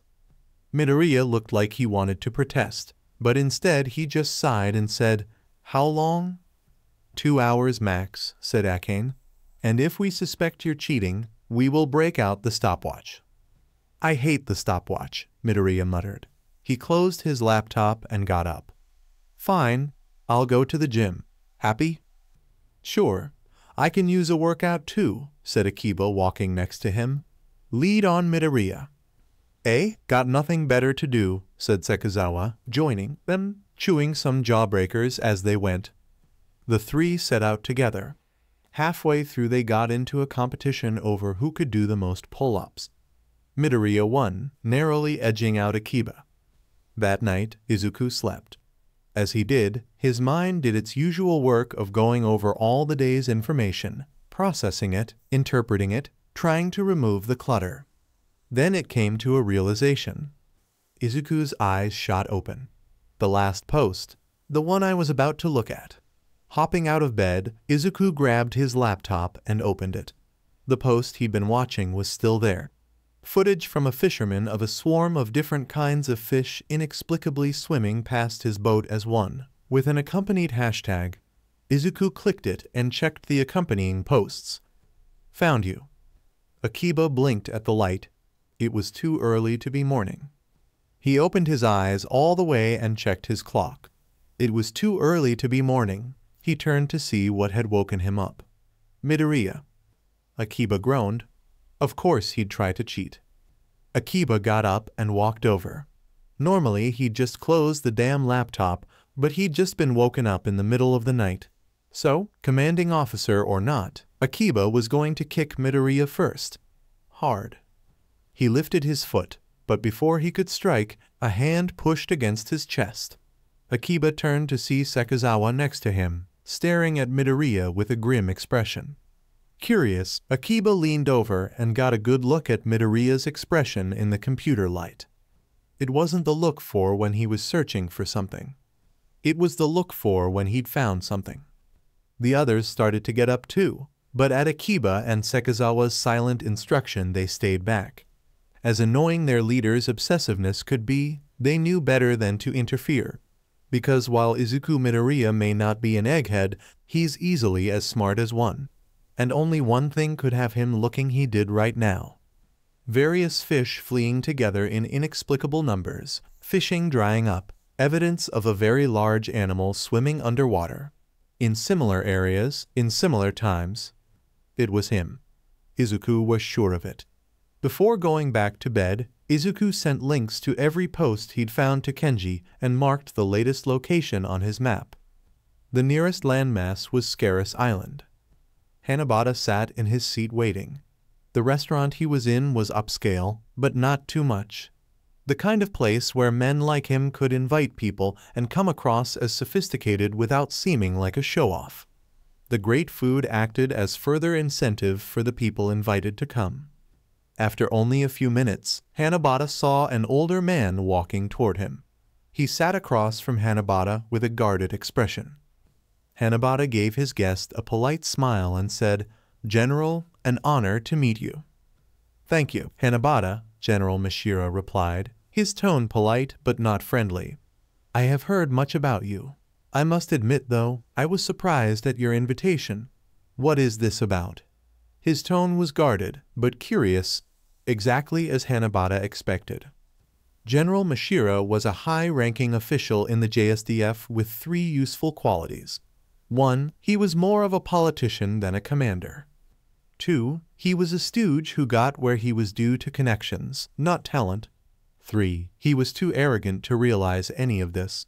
With a little luck, Hanabata would have him dancing to whatever tune he wanted, and the general would think it was his idea.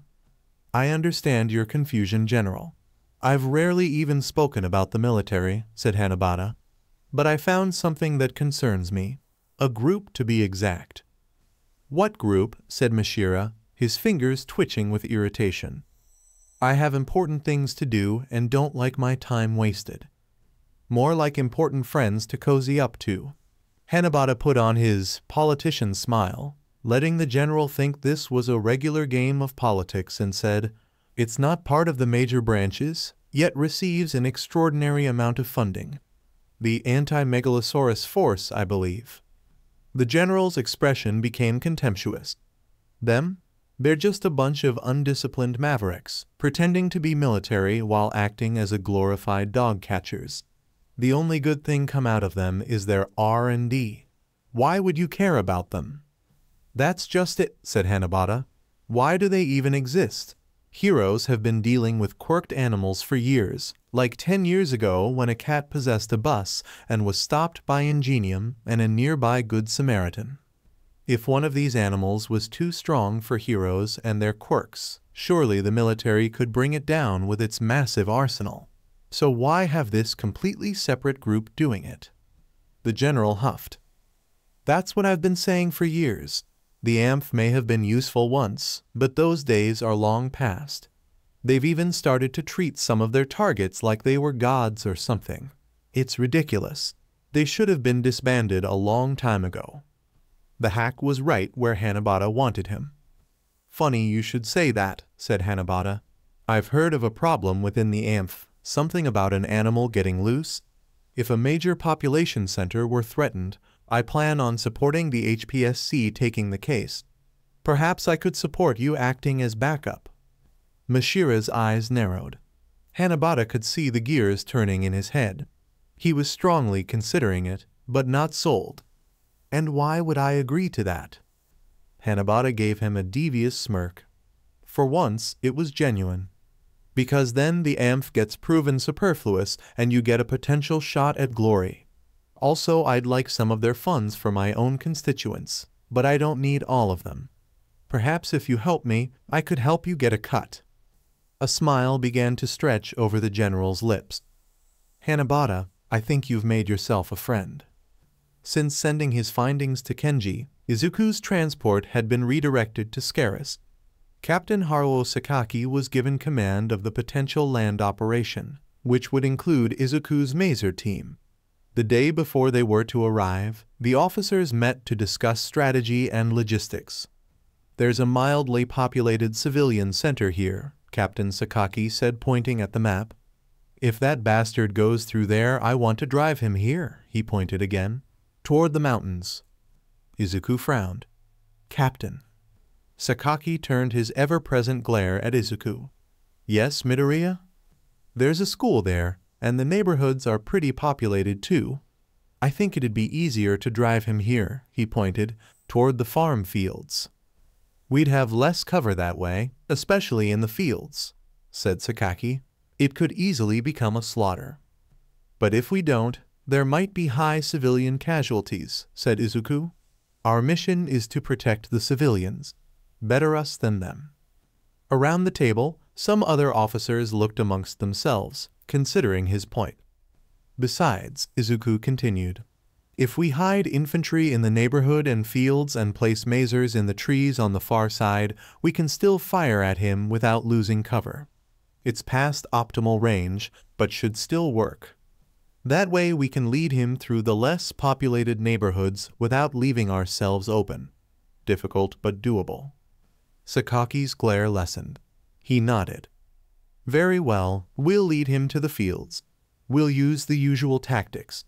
If he lands in day, infantry fires on his feet while the mazers fire over his head. He glared at Izuku. And I mean over his head. You don't provoke him any more than you have to. Izuku nodded, biting back the urge to point out Sakaki hypocrisy here, given his own history with Godzilla, especially that time he dropped a landslide on him. Sakaki continued. After that, we lead him to the coastline. The fleet can handle the rest. With any luck, they'll get him back across the border. Sakaki turned at the assembled officers. Are there any questions? They looked among themselves. Nobody asked anything. Very well, dismissed. The officers began milling out. Izuku grabbed a spare map of the island to study in his spare time and headed to the mess hall. He got his lunch and found his team apparently having an arm wrestling competition. At the moment, Hayama was facing Akiba, and Akiba was winning. Izuku sat next to them. Hi guys, how are you doing? He said, putting his food down. Good, said Akiba in a strained voice. Just showing this rookie who's boss. You're joined a month ahead of me, asshole, said Hayama. That's a month less experience for you, Akiba said as he began to push Hayama's arm down. Come on, is that all you got? My mother's tougher than that." Hayama pushed back, forcing Akiba's arm back up. The apple must have fallen far from the tree. Akiba strained as Hayama started to push his arm down. "Oh yeah, you little." Akiba's arm slammed against the table. "Shit." Yashiro clapped Hayama on the shoulder, while he gave Akiba his smuggest grin and said, "Not bad for a rookie, huh?" Akiba glared. "You only won because I'd already worked out today." "Sure," said Hayama. "It's true." "I said I'm sure." "But you didn't mean it." "So." "Hey Izuku," said Zeni, "how was the meeting?" Izuku shrugged. "Fine, just a regular strategy meeting. I did suggest a minor change to the plan, but Sakaki agreed to it fairly easily." "Nice. Not many people can change that guy's mind."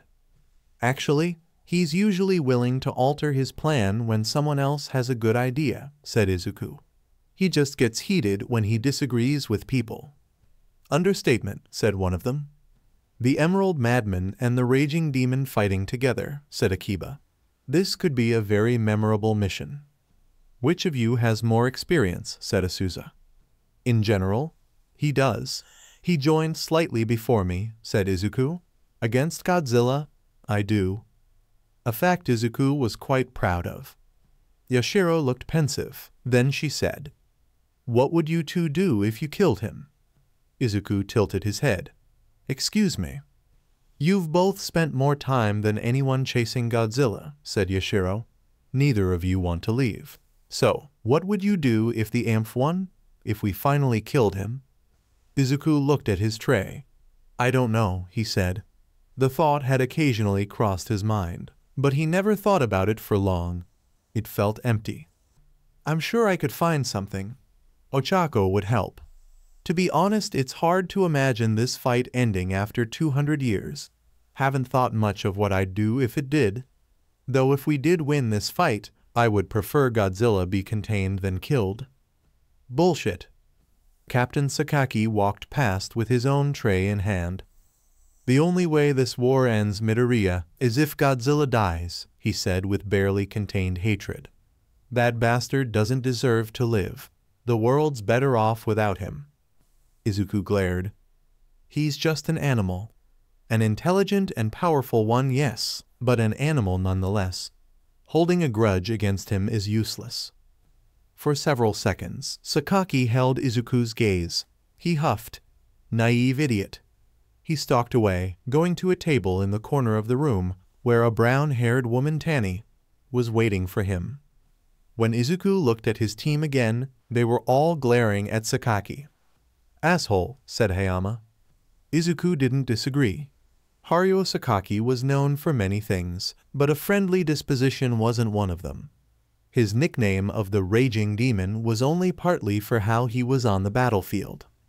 Rando Yaguchi had long disdained the bureaucratic red tape mirroring any and everything in government. Checks and balances were one thing, but a never-ending deluge of pointless procedures was another. He could play the game, but he didn't like it. This led to his notoriously high tolerance of outsiders, lone wolves, and overall troublemakers so long as they got results. This made him the ideal man to put up with the AMF, a group often seen as useful but unruly. It was a role he'd always felt honored to have. Until today. Since Godzilla had broken through, things had been getting bleaker and bleaker. Each meeting with Commander Takebana ended the same. No news of Godzilla, even as the AMF stretched itself thinner and thinner. The one time they did get news, it was that the monster had gotten much deeper than expected. Suffice to say, Rando wasn't looking forward to what he'd hear this time. "Our analysts believe he may have moved near Scarus Island," Takebana said, his tone as weary as his posture. "We have a battle group heading there now." Rando nodded. Scarus. Populated, but not heavily so. It was the beginning of tourist season, so they'd better resolve it fast. "Do you believe they'll find him?" he said. "I don't know, but it's the best guess we have right now. Forgive me." Rando waved off the apology and said, "Can you evacuate the island?" "Currently no.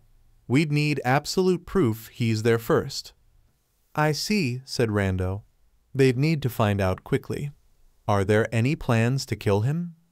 Takabana shook his head. No, sir. Since our last attempt, we've been unable to find anything viable. Rando nodded again. The AMF had long abandoned trying to kill Godzilla in every battle. Now they mostly just led him away from civilian populations and only tried killing him when they had a specific plan to do so. Such plans had become rarer and rarer. Do you have any special weapons? We have the masers in their various forms, alt lasers, and the alphas. None of them can beat him. The only one that stood a chance was the Super X. The most advanced weapon ever built, said Rando. Developed using a generous grant due to its many technological innovations. Completed 2 years ago. Then, mothballed due to its operation costs, said Takabana. And Rando said as he fidgeted with a pen, if that was no longer an issue, could it fight? Of course, said Takabana. With a hint of pride, he continued, we kept in prime condition so it could be used the next time we tried killing him. It could probably be prepared in under a week. His face fell. But getting it authorized is another story. It would take weeks to achieve. There's no way to get it approved in time. We'll see about that, thought Rando. Paperwork and approval processes are my expertise. I may not like the game, but I'm a hell of a player. He was about to say as much when an out-of-breath aide burst into the room. Commander. Takabana got to his feet. Yes? OS nuclear submarine is missing. Takabana's eyes became steel. Where? About 10 kilometers off Scarus Island, sir. 1 day earlier. Captain, we have an unidentified object off the port bow. It's coming for us. Captain Edwards turned to his sonar operator, Jones. Any idea what it is? No, sir. I've never heard this thing before. My best guess would be an animal of some kind. I don't know. Edwards' brow furrowed. He'd been warned of a massive creature prowling the waters near Japan. The warning stated that attacking said creature was futile, and any sub encountering it was to flee at full speed. The target is approaching rapidly. Ida 3 minutes, said Jones. Edwards hoped that warning was wrong, because fleeing may not be an option. Full right rudder, all ahead full, said Edwards. Ready torpedoes for launch. As their ship started to turn, Edwards ran through his options. They were attempting to flee, but what if the target was too fast? Could they fight? What if attacking was futile? Edwards already knew the answer. Futile or not, he was not going to let his sub sink with torpedo tubes full. Captain, said Jones, the target's picking up speed. Ida 1 minute. And that decided it. Fire torpedoes. Torpedo 1 peered and left the tube. He heard the distinct sound of a torpedo launching. The die has been cast. Everything seemed to stop as the crew anxiously waited to see the result. Edwards leaned forward in his chair. Would it hit or would it miss? Direct hit, said Jones. The crew relaxed. Edwards didn't. Come on. Jones' expression turned to horror. It's still coming for us. It hasn't even slowed down. Fire again, said Edwards. Torpedo 2 peered and left the tube. Another direct hit, no effect. That was it. Edwards took a deep breath and stood up straight. There was nothing to be done now but wait for the end. Impact in 10 seconds. 9, 8, 7, 6, 5, 4, 3. Brace for impact, said Edwards.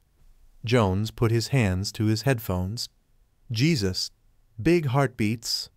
The room lurched as something slammed into the sub, sending crew members careening from their seats. Edwards frantically tried to hold on to whatever he could as the entire sub seemed to tilt. The hull creaked and groaned as if any moment it would come apart. Sir, one of his subordinates screamed. Radiation spiking. Radiation? Has the reactor been compromised? The only answer Edwards received was a massive fireball that tore through the inside of the submarine, killing all on board. As the sub sank to the bottom, a massive form clung to it. The spines on its back started to glow. The morning sun was already high, bathing the island with its warmth. Toru and Mina stepped from their hotel and basked in its rays. "What a beautiful day," said Toru.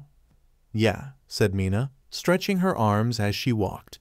She glanced at Toru's friend and stifled a laugh. "What?" said Toru. "I can see you right now." "Kinda," Mina said, pointing. "You can? How?" Toru noticed the streaks of white sunscreen on her arms that she'd failed to rub it in. She got out her phone, turned it to selfie mode, and saw the splotches of white outlining her face. "Ugh, why didn't anyone tell me?" Toru began rubbing it in. Mashirao had some explaining to do. "Can't you just use your quirk to refract the light around it?" said Mina. "That takes effort. I'm here to relax." "Fair enough," said Mina.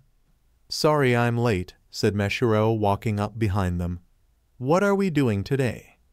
"Why didn't you tell me my sunscreen wasn't rubbed in?" Toru said. "I didn't realize you hadn't noticed," Mashirao said, scratching his nose. "I thought you just didn't mind it or something." Toru made her posture as sarcastic as possible, said, "Really? That's the best excuse you have? You thought I wanted to look like the ghost of vacations past." He shrugged, evidently believing shutting up was his best option. As it happened, he was right. "We are going into town today," said Toru. "You will come with us. Feel free to find me an apology gift if you see one." He chuckled. "I'll keep my eyes open," he said with a fond smile. Toru kissed his cheek. "I know you will." "Come on then, let's go," said Mina. "Hey, wait for us." On the other side of the lobby, Kaminari hurried over to them, Gyro walking behind him. "Kaminari," Toru said, "I'm surprised you're even up. Didn't you say you wanted to sleep until noon?" "That was the plan," said Kaminari. "Then Kyoka banged on my door and ordered me to get my lazy ass up so we could enjoy the day." Gyro shrugged, a smile on her lips and pink on her cheeks. "Hey, where's Bakugou?" Mina said. "I thought you said Ijiro browbeat him into coming." "Unfortunately, an old case came up at Nijire's agency," said Kaminari. "He and Kirishima had to stay behind to deal with it." Mina looked crestfallen. "Aw man, I was looking forward to spending time with them." "Don't worry, Ijiro promised me they'd be here in a couple days, so you can hang out with him while I can pester Bakugou." "Why do you keep doing that?" said Gyro. "Was skydiving without a parachute too easy a way to die?" "Yes. Besides, if I did that, I wouldn't get to see how many years I could keep it up and still be alive," said Kaminari. Gyro punched him in the arm. "Idiot." "What? His rage is funny." He had a point. Unless you were a villain, Bakugou was more ridiculous than scary. Even in high school, he was clearly all bark. "Enough chit-chat," said Mina. "Let's go." It was a great day. They wandered around town, checking out shops, spying on knickknacks, and even running into Kendo, Setsuna, and Tetsutetsu. While chatting with them, Mina and Setsuna took a selfie in front of a really cool mural. The mural was of a mythical sea monster said to have once lived near this island, back when it had been called Odo Island. Said monster almost looked like a dinosaur, hence Setsuna's interest. After that, they hiked to a waterfall. It was beautiful, then went back and hung out at the beach. By the time the group was making their way back to the hotel, the sun was already setting. "What a day," said Mina. "I just wish that bird hadn't stolen my churro," said Kaminari. "You do realize you could have given it a light zap, right?" said Gyro. Kaminari looked straight onward as it dawned on him that yes, he could have done that. "Got him it." Gyro chuckled. "Guess they know to go for the dumb ones, huh?" "Not funny, Kyoka." "It kind of is. Besides, what are you whining about? I gave you half of mine." "Quarter. You'd already eaten half." "Close enough." Mina slid up close to Toru and, in a low voice, said, "When do you think Kaminari's going to man up? And you know." She flicked her head at the two behind them, acting out the same old married couple dynamic they'd had since Yua. "I don't know," Toru whispered. "I hope it's soon. What do you think, Mashirao?" "I don't know. I haven't kept up on that sort of topic. Sorry," he said. Rats. Mina would just have to find gossip elsewhere.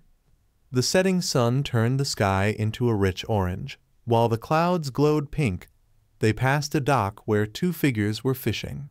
One had a hairstyle they'd recognize anywhere. "All Might," said Mina, waving. At his name, their former heroics teacher turned and gave them a warm smile. "Oh, hello there, young Ishido, Jiro, Kaminari, Ojiro. It's been a while." "Good to see you," said Ojiro. "How have you been holding up?" All Might set down his fishing pole and slowly turned himself around, a cane supporting his frail frame. "All right, old injuries are disagreeing with age, but I'm pushing on." Despite his reassurances, Mina could see that the years of hero work were catching up to him.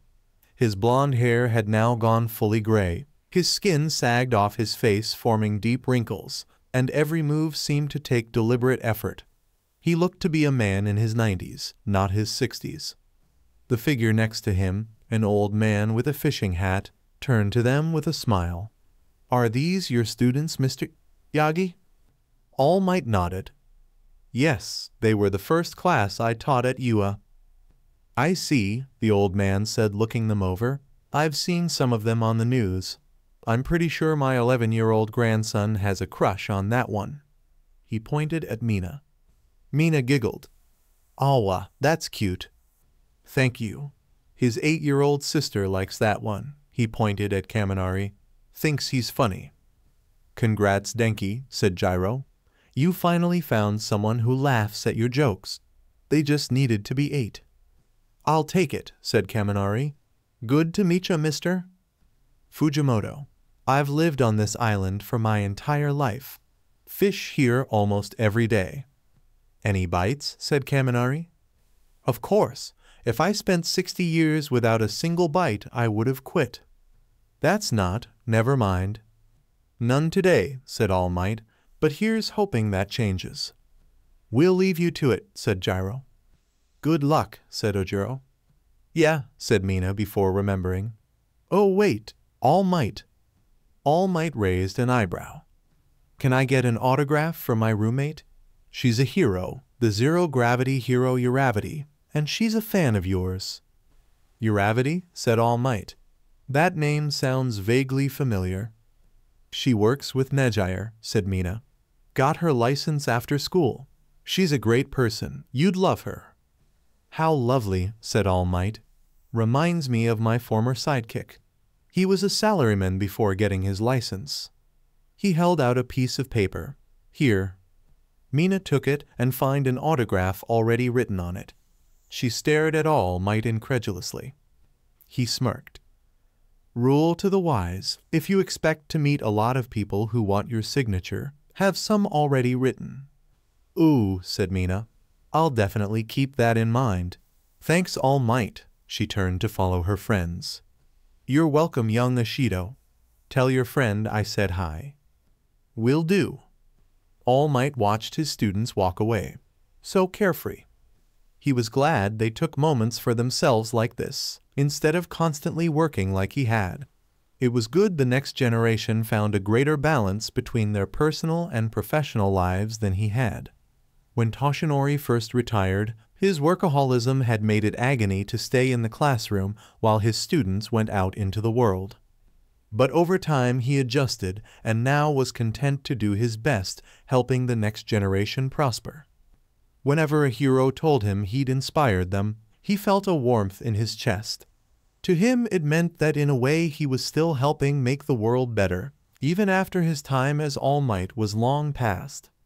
A boy with desperate green eyes stared at the ground, too scared to look into Toshinori's eyes as he heard the sad answer his desperate question.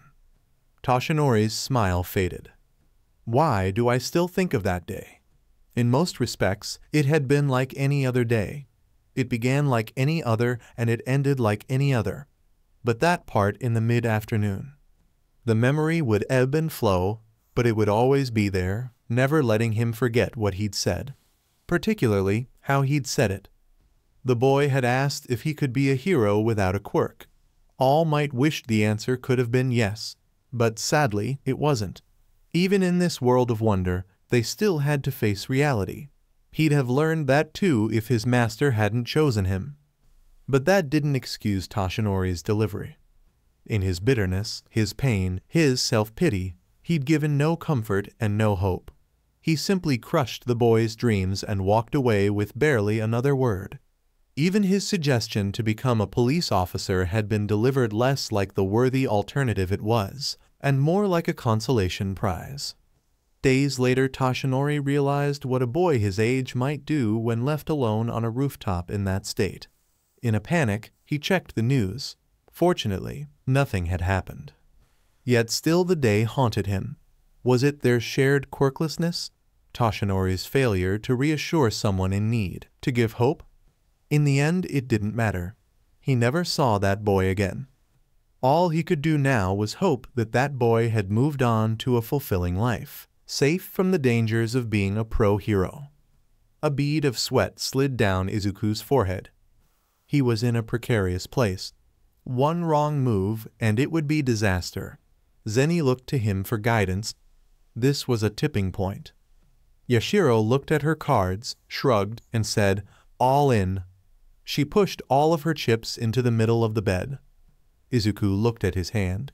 It was good, but not great. He looked at the size of the stack and at the size of his own pile. The risk was too great. "I fold," he said. "Me too," said Zeni. They threw down their cards. Zeni had had a good hand too. Not quite as good as Izuku's, but still pretty good. Yashiro pulled the winnings toward herself, then grinned. She laid down her cards. "No way," said Zeni. Izuku gaped. Her hand sucked. No running numbers, barely two of a kind, and no face cards. "Good game," she said, looking far smugger than usual. "Thanks for the money." Off to the side, Kisaragi, Akiba, and Hayama all lodged at Izuku and Zeni's misfortune, conveniently ignoring that they had lost too. "Up for another hand?" asked Yashiro. It was a risk, but would Oda Murakami back down? Izuku smiled. "Deal me in." Scarce. Yada and his brother, Ryota, lazily steered their fishing boat around the island, heading home after a long day of fishing. It was dark, but the moon gave them a good view of the island where tall cliffs lined the shore. This stretch had some nice beaches that were unfortunately off-limits due to ice-cold waters and giant cuttlefish attacks. They made their way further around, passing some safer beaches that didn't have giant cuttlefish eating people. Ryota and Yada had spent many a summer day either swimming there or jumping off a rock near the top of the cliffs. Yada could even do flips. Yada was torn from his thoughts when he heard Ryota gasp. Before Yada could react, Ryota ran over and grabbed his arm. "Yada, we have to leave now." Yada opened his mouth to ask what was going on, but then he saw it. A large glowing yellow eye, followed by an ear-splitting screech. Yada and his brother dove overboard just as a giant claw smashed their fishing boat to pieces. It had been a quiet morning, all things considered. The people of Scarus Island went about it like they did any other, with most heading off to work in the town or nearby fields, while tourists flocked the beaches, explored the town, or even hiked through the woods around the mountain. Then that changed, when the people in a quiet neighborhood near the edge of the woods looked up, only to see the gigantic horror marching toward them. And here they thought they could have a quiet vacation. 1 minute, Itsuka, Tetsu, and Satsuna were on a nice hike through the woods, with slipping and falling on the muddy trail was their greatest worry. The next they were listening to a loud series of crashes and screams, so loud it sounded like the town was coming apart. Accompanying the sounds of general carnage was an ear-splitting screech. "Satsuna," Itsuka said. "On it." Satsuna detached her head and floated it into the air. Villains attacking the neighborhoods. It looks like a group of giant praying mantises. Praying mantises? Said Itsuka. Okay. Take Tetsu and fly over there. Once there, I want you evacuating the civilians while Tetsu fights the villains. I'll try and catch up as quickly as possible. Got it, Kendo. Setsuna picked up Tetsu and flew off, while Itsuka got out her phone and began dialing. Kendo? Said Mina. What's going on? Is it a villain attack? Yes, I'm on my way there now. See if you can intervene, Itsuka said. On it, Mina hung up.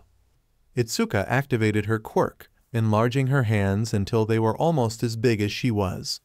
Using her quirk's the enhanced strength, Itsuka climbed the nearest tree and leaped off.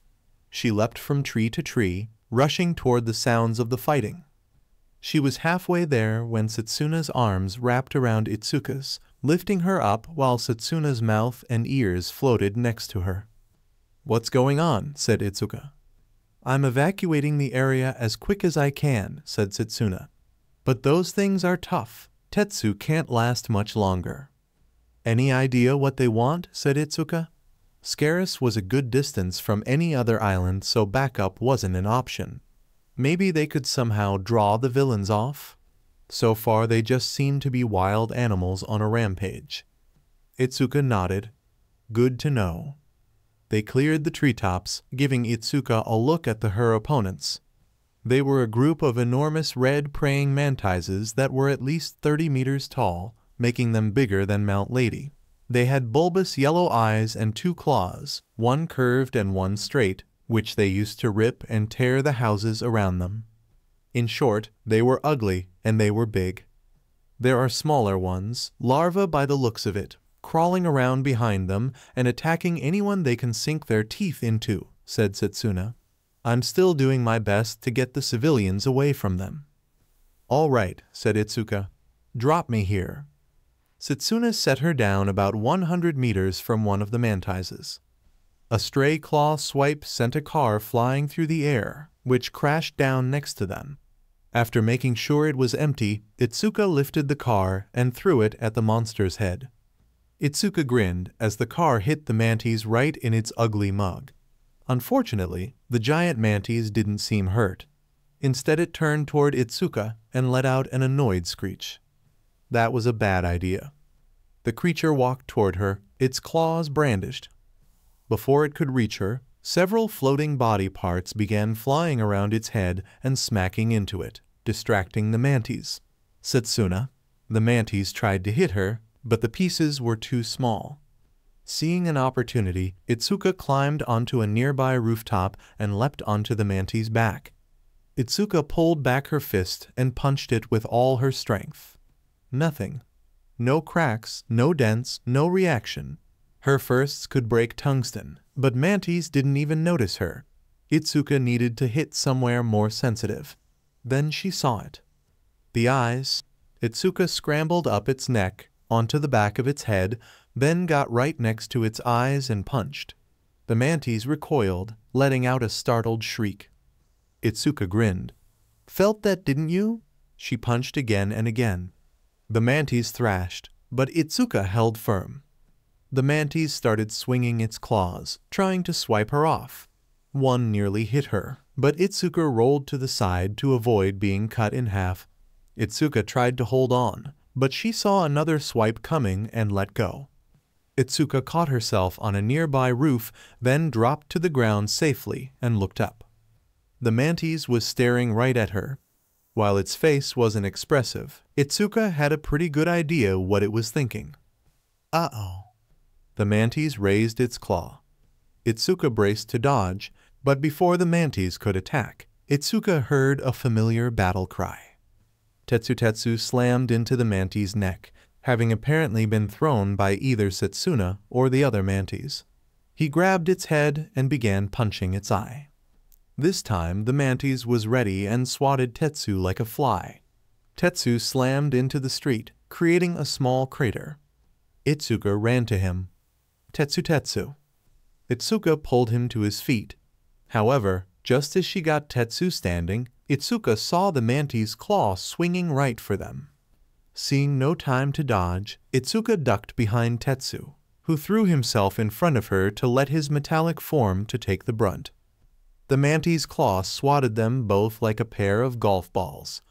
As Izuku tumbled through the air, she noticed they were about to crash into a house. Izuku enlarged her hands and held them in front of herself like a shield, smashing through a window without injury. Izuku got to her feet and rubbed her now aching side. Apparently, she'd landed in someone's living room. Tetsu came out of an adjacent room, his skin normal aside from the layer of dust and dry wall. As Izuku surveyed her surroundings, she saw a pair of children hiding behind a chair. Izuku gave them a soft smile. "Hey there." The kids flinched. Out of the corner of her eye, Izuku saw one of the mantises slowly coming for the house. "Don't worry, we're heroes. We're here to get you to safety," she said in her most soothing voice possible. The kids slowly came out. She and Tetsu quickly picked them up. "Come on, let's get you out of here," said Izuku. They ran out the back door, seconds before one of the mantises sliced the house in half. They gave the children to the closest 5 adults they could find, then ran back to join Setsuna, who'd half reformed on the edge of the neighborhood. "They're too strong," said Setsuna. She held out a hand. "Here, I sent my hand back to the rooms and got the spare comms, but there's a problem." "What?" said Izuku. "On the way, my eye spotted 3 more closer to town. The others are fighting them, so we won't be getting help from them." 3 more? Izuku looked at the devastation wrought by the mantises. If they did this in so little time then? What Izuku wouldn't give for some backup right now. Izuku and his team sprinted down the hall toward their mazers as alarms blared.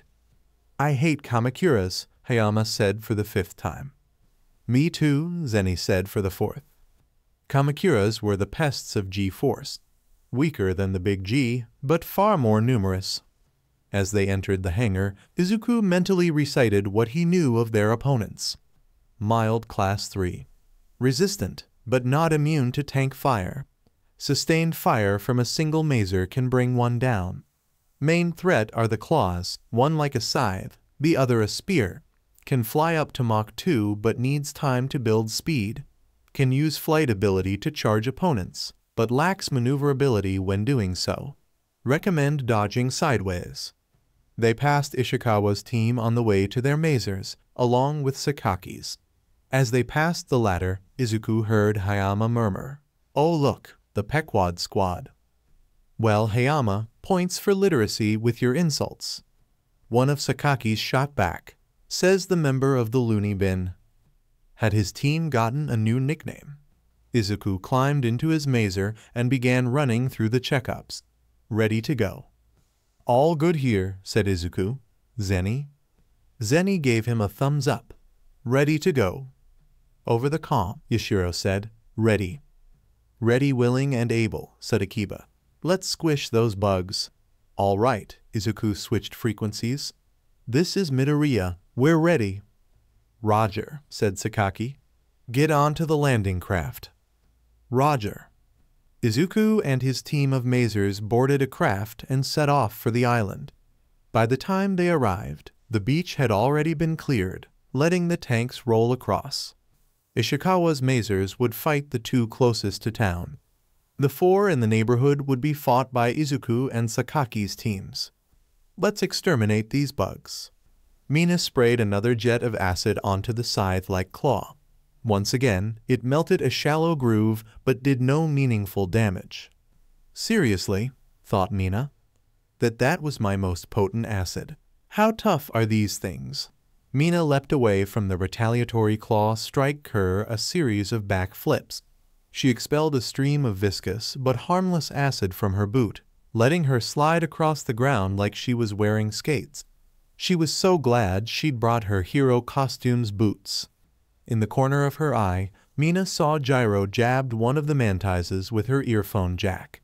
It didn't do any damage, but did anger the thing.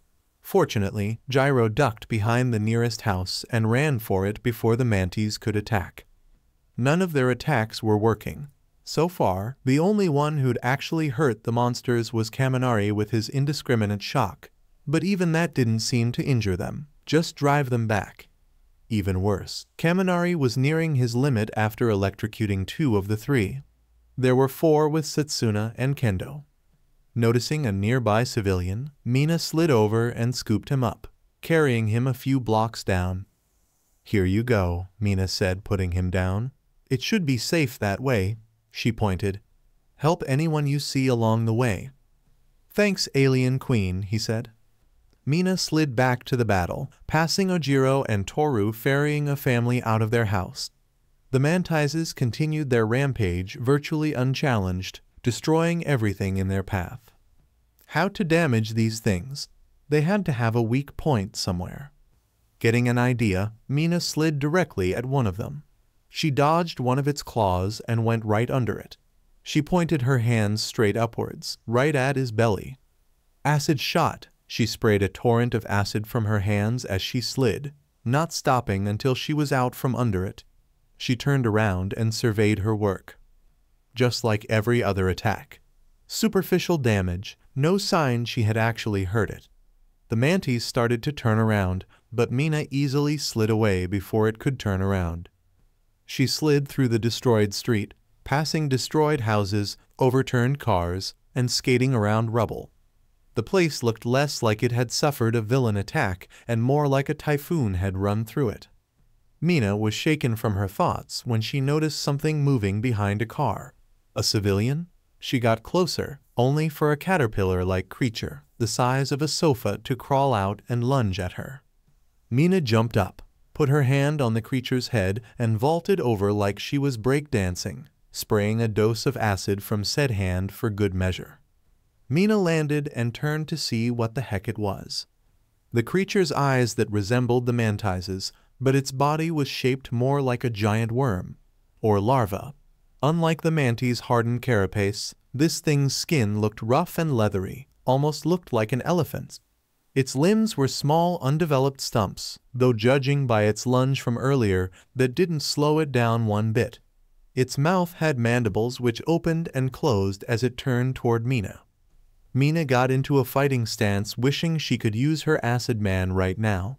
Unfortunately, she was in her normal clothes which, unlike her hero costume, had minimal acid resistance, meaning that there was no way she was doing that.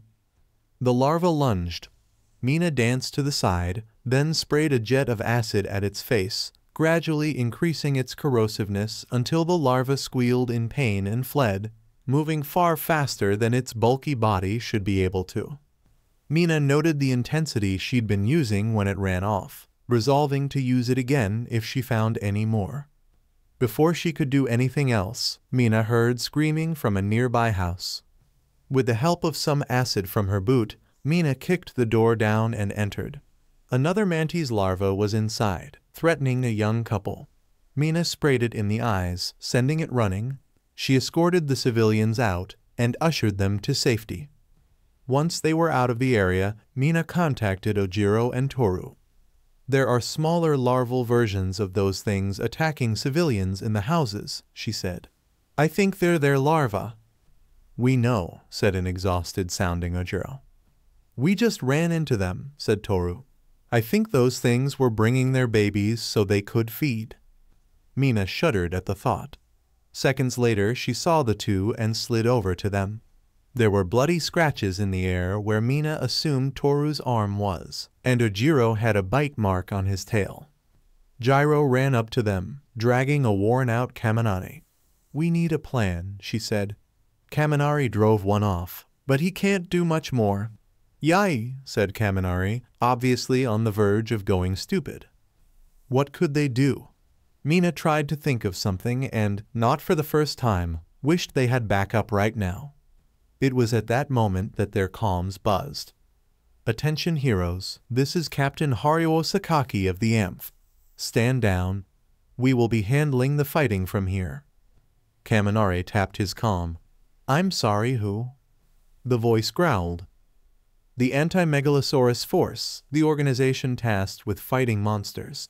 We have jurisdiction against the Kamacuras and will fight them ourselves." Hold up, said Mina. You can't seriously be asking us to walk away. Those things are crazy strong, and we can't just let them destroy the neighborhood. Are you sure you can even beat them without help? Yes. We are perfectly capable of fighting them. Now step aside. This is our hunt heroes, Captain Sakaki said with obvious irritation. Gyro opened her mouth. But there are still civilians in the area, another voice piped in. Are you going to waste time arguing with us, or are you going to save them by getting them evacuated? We can handle the monsters. Mina and the others looked amongst themselves and reluctantly nodded. Fine. Get here fast, said Gyro. Will you be using your quirks, said Mina. The second voice became cold. That's none of your concern. Just do your job while we do yours. The calm went silent. Rude, thought Mina. Gyro stabbed her jacks into the ground. We've cleared most of the houses down here, but I need to check the ones on the far side. She pointed behind the mantises. That's also where most of those freaky larva things are, said Toru. I'll take you there, said Mina. Me, Toru, and Kaminari can go further down and make sure everyone gets out of the mantis path, said Ojiro. Got it, said Mina. Gyro climbed onto Mina's back. Mina relayed this information to those AMF guys. They acknowledged and told her to be weary of friendly fire. As Mina slid around the battlefield, she glanced at the mantises. One of the mantises cleaved a house in two, like it was made of paper. Those AMF guys had better either have really strong quirks or some really big guns. Holy shit. Are those tanks? Mina stared at the column of freaking tanks rolling up to fight the mantises. I get those things are strong, but isn't this a bit overkill? The tanks evidently didn't think so, as they opened fire at the giant mantises, their shots echoing like thunder. One of the mantises screeched and began backing away from the barrage, while the other began marching toward the tanks, powering through the shots. The tanks started backing away, but maintained their barrage. All right, enough watching, you have a job to do. Mina left the tanks to their fight and slid off with Gyro, circling around the battle. As she did, she found herself in the middle of a convoy of military vehicles, jeeps, Humvees, and even some guys with bazookas on motorcycles. Just who were these guys? Mina got ahead of the jeeps and came to a stop in the middle of a neighborhood. Further down, Mina could see several of the larvae prowling around. She set Gyro down and stood guard in case any attacked. Gyro. On it, Gyro stabbed the ground with her earphone jacks. Sonar pulse. Several particles of dirt vibrated as Gyro sent out her sonic pulse. The fighting's making this harder. Come on. Gyro closed her eyes. They shot back open. 2 in that house, 1 over there, and 3 in separate houses near the back, Gyro said, pointing. Got it. Behind them, several of the military vehicles came to a stop, the soldiers getting out. They seemed to be carrying a mix of flamethrowers and rocket launchers, because of course they were. The larvae noticed them and began crawling toward them. Mina and Gyro got ready to fight. Hey, what are you doing over here? Get out of the way, one of the soldiers said as they ran toward them. Yeah, didn't you hear? We're handling this fight. We're here to evacuate civilians, you idiot, Gyro snapped. There are still some trapped in the houses around here. A man wearing sunglasses walked toward them, a cigarette in his mouth. In that case, we can provide you an escort, he said with a sloppy grin. We'll handle the monsters, and you can deal with the humans. Don't get in our way, and we'll have no problems. Sounds fine, said Gyro, though she still looked irritated. Meanwhile, several of the soldiers were giving Mina and Gyro dirty looks, like they were an unwelcome nuisance. Mina was starting to not like these guys. One of the larvae charged. The one with the sunglasses lifted his rocket launcher and fired it, blasting the larva to pieces. All right, Take and Oshi with these two, he pointed at Mina and Gyro. The rest of you fan out and clear the next 3 blocks. Ozaki's. 2 men straightened, one with spiky black hair, the other curled ginger hair. In contrast to everyone else's military uniforms, these two wore black biker suits with gray pieces of armor attached, making them almost look like pro heroes. They each wore a backpack and held their rocket launcher over their shoulders like they were plastic toys. "You two are on point," said Sunglasses Man. "Clear as many of them as you can. Once the dinner bell is rung, pull back and lead them here." The ginger one bared his teeth. "Then we get out all painless?" Sunglasses Man grinned. "Exactly, Kazama. Now go give 'em hell." "Yes, sir, Colonel Gondo." The two sprinted off with a speed that was impossible without quirks. One of them jumped 20 feet onto a rooftop, confirming that assumption. Sunglasses Man turned to the soldiers remaining. "Anyone got any questions?" Nobody answered. "Then move out." "Yes, sir." Mina and Gyro hurried toward the nearest house Gyro had pointed to. Around them, the soldiers were either blowing the larvae to pieces with rocket launchers or roasting them with flamethrowers. As Mina and Gyro reached the front lawn, one of the mantis' larvae crawled out from the side of the house and hurried toward them. Mina got ready to spray it with her acid, but was violently yanked back. A soldier whose quirk made him resemble an ant's 6 limbs and all fired a flamethrower, roasting the larva. Another soldier fired his flamethrower, but instead of fire, a spray of foam that looked like that of a fire extinguisher came out. The flames faded, letting Mina saw the coat of frost covering the larva and the ground around it.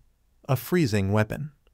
The larva's movements became sluggish from the cold, letting a third soldier blasted it with a shotgun.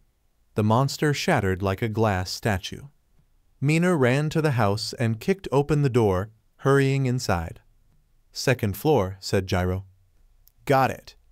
She ran up the stairs, grabbed an old man who'd barricaded himself in his room, and carried him out.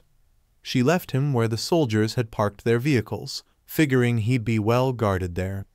Mina met back up with Gyro and ran to the next house. Mina kicked open the door and went inside. She just entered the living room when a larva charged out of a hallway. Mina fired a spray of acid at it, causing it to squeal in pain. Before it could run, a soldier hit it with the freezing weapon, while 2 others blasted it with shotguns. Once it was dead, one of the ones with shotguns said in an annoyed tone, "Appreciate the sentiment, but we don't need help." Mina rolled her eyes and went down the hallway Gyro pointed. She helped the woman out the door to the temporary evac point. While heading back toward Gyro, she glanced at the fight with the bigger mantises. What had they called them? Comma something. A new type of tank was fighting them. Unlike the normal tanks from before, this one had twin turrets that shot blue laser beams, because that was a thing apparently.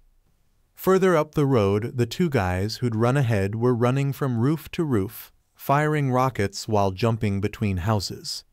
Mina decided she needed to just stop asking. Kazama blasted another Kamakura's as he ran across the roof. He jumped to the next one and took off his backpack to reload. Downside of the launchers was that they only carried 2 shots at one time. Luckily, he and Shinichi had spares. Once he'd finished loading, Kazama surveyed the street, using his enhanced vision and hearing to seek out his prey. 2 on the street, 1 in a house, 3 in various yards. Kazama turned to Shinichi, who was standing on a house across the street. They shared a nod, then leapt onto the street and charged at their targets, taking aim. Kazama fired his first rocket, blasting one of the ones on the street. The other tried let out an angry screech before Shinichi killed it too. Kazama cycled the chamber, priming his second rocket. One of the ones in the yards had noticed them and screeched. Kazama jumped and flipped over it, blasting just as he passed directly above the cretin. Kazama grinned as the Kamakuras blew apart, then took off his backpack to reload. He heard crashing right next to him and saw another breaking out of the house and lunging at him. Kazama swung his launcher like a baseball bat, slamming it into and over a car parked in the driveway. It tried to recover, so Kazama kicked the car into the little wretch, knocking it back over. Kazama planted his boot on the little wretch and fired 6 pistol rounds to the head. With that finished, Kazama reloaded his rocket launcher. Like the police, most in the AMF weren't allowed to use their quirks. However, that changed if one underwent training to receive authorization. Kazama and his brother were two that had done just that.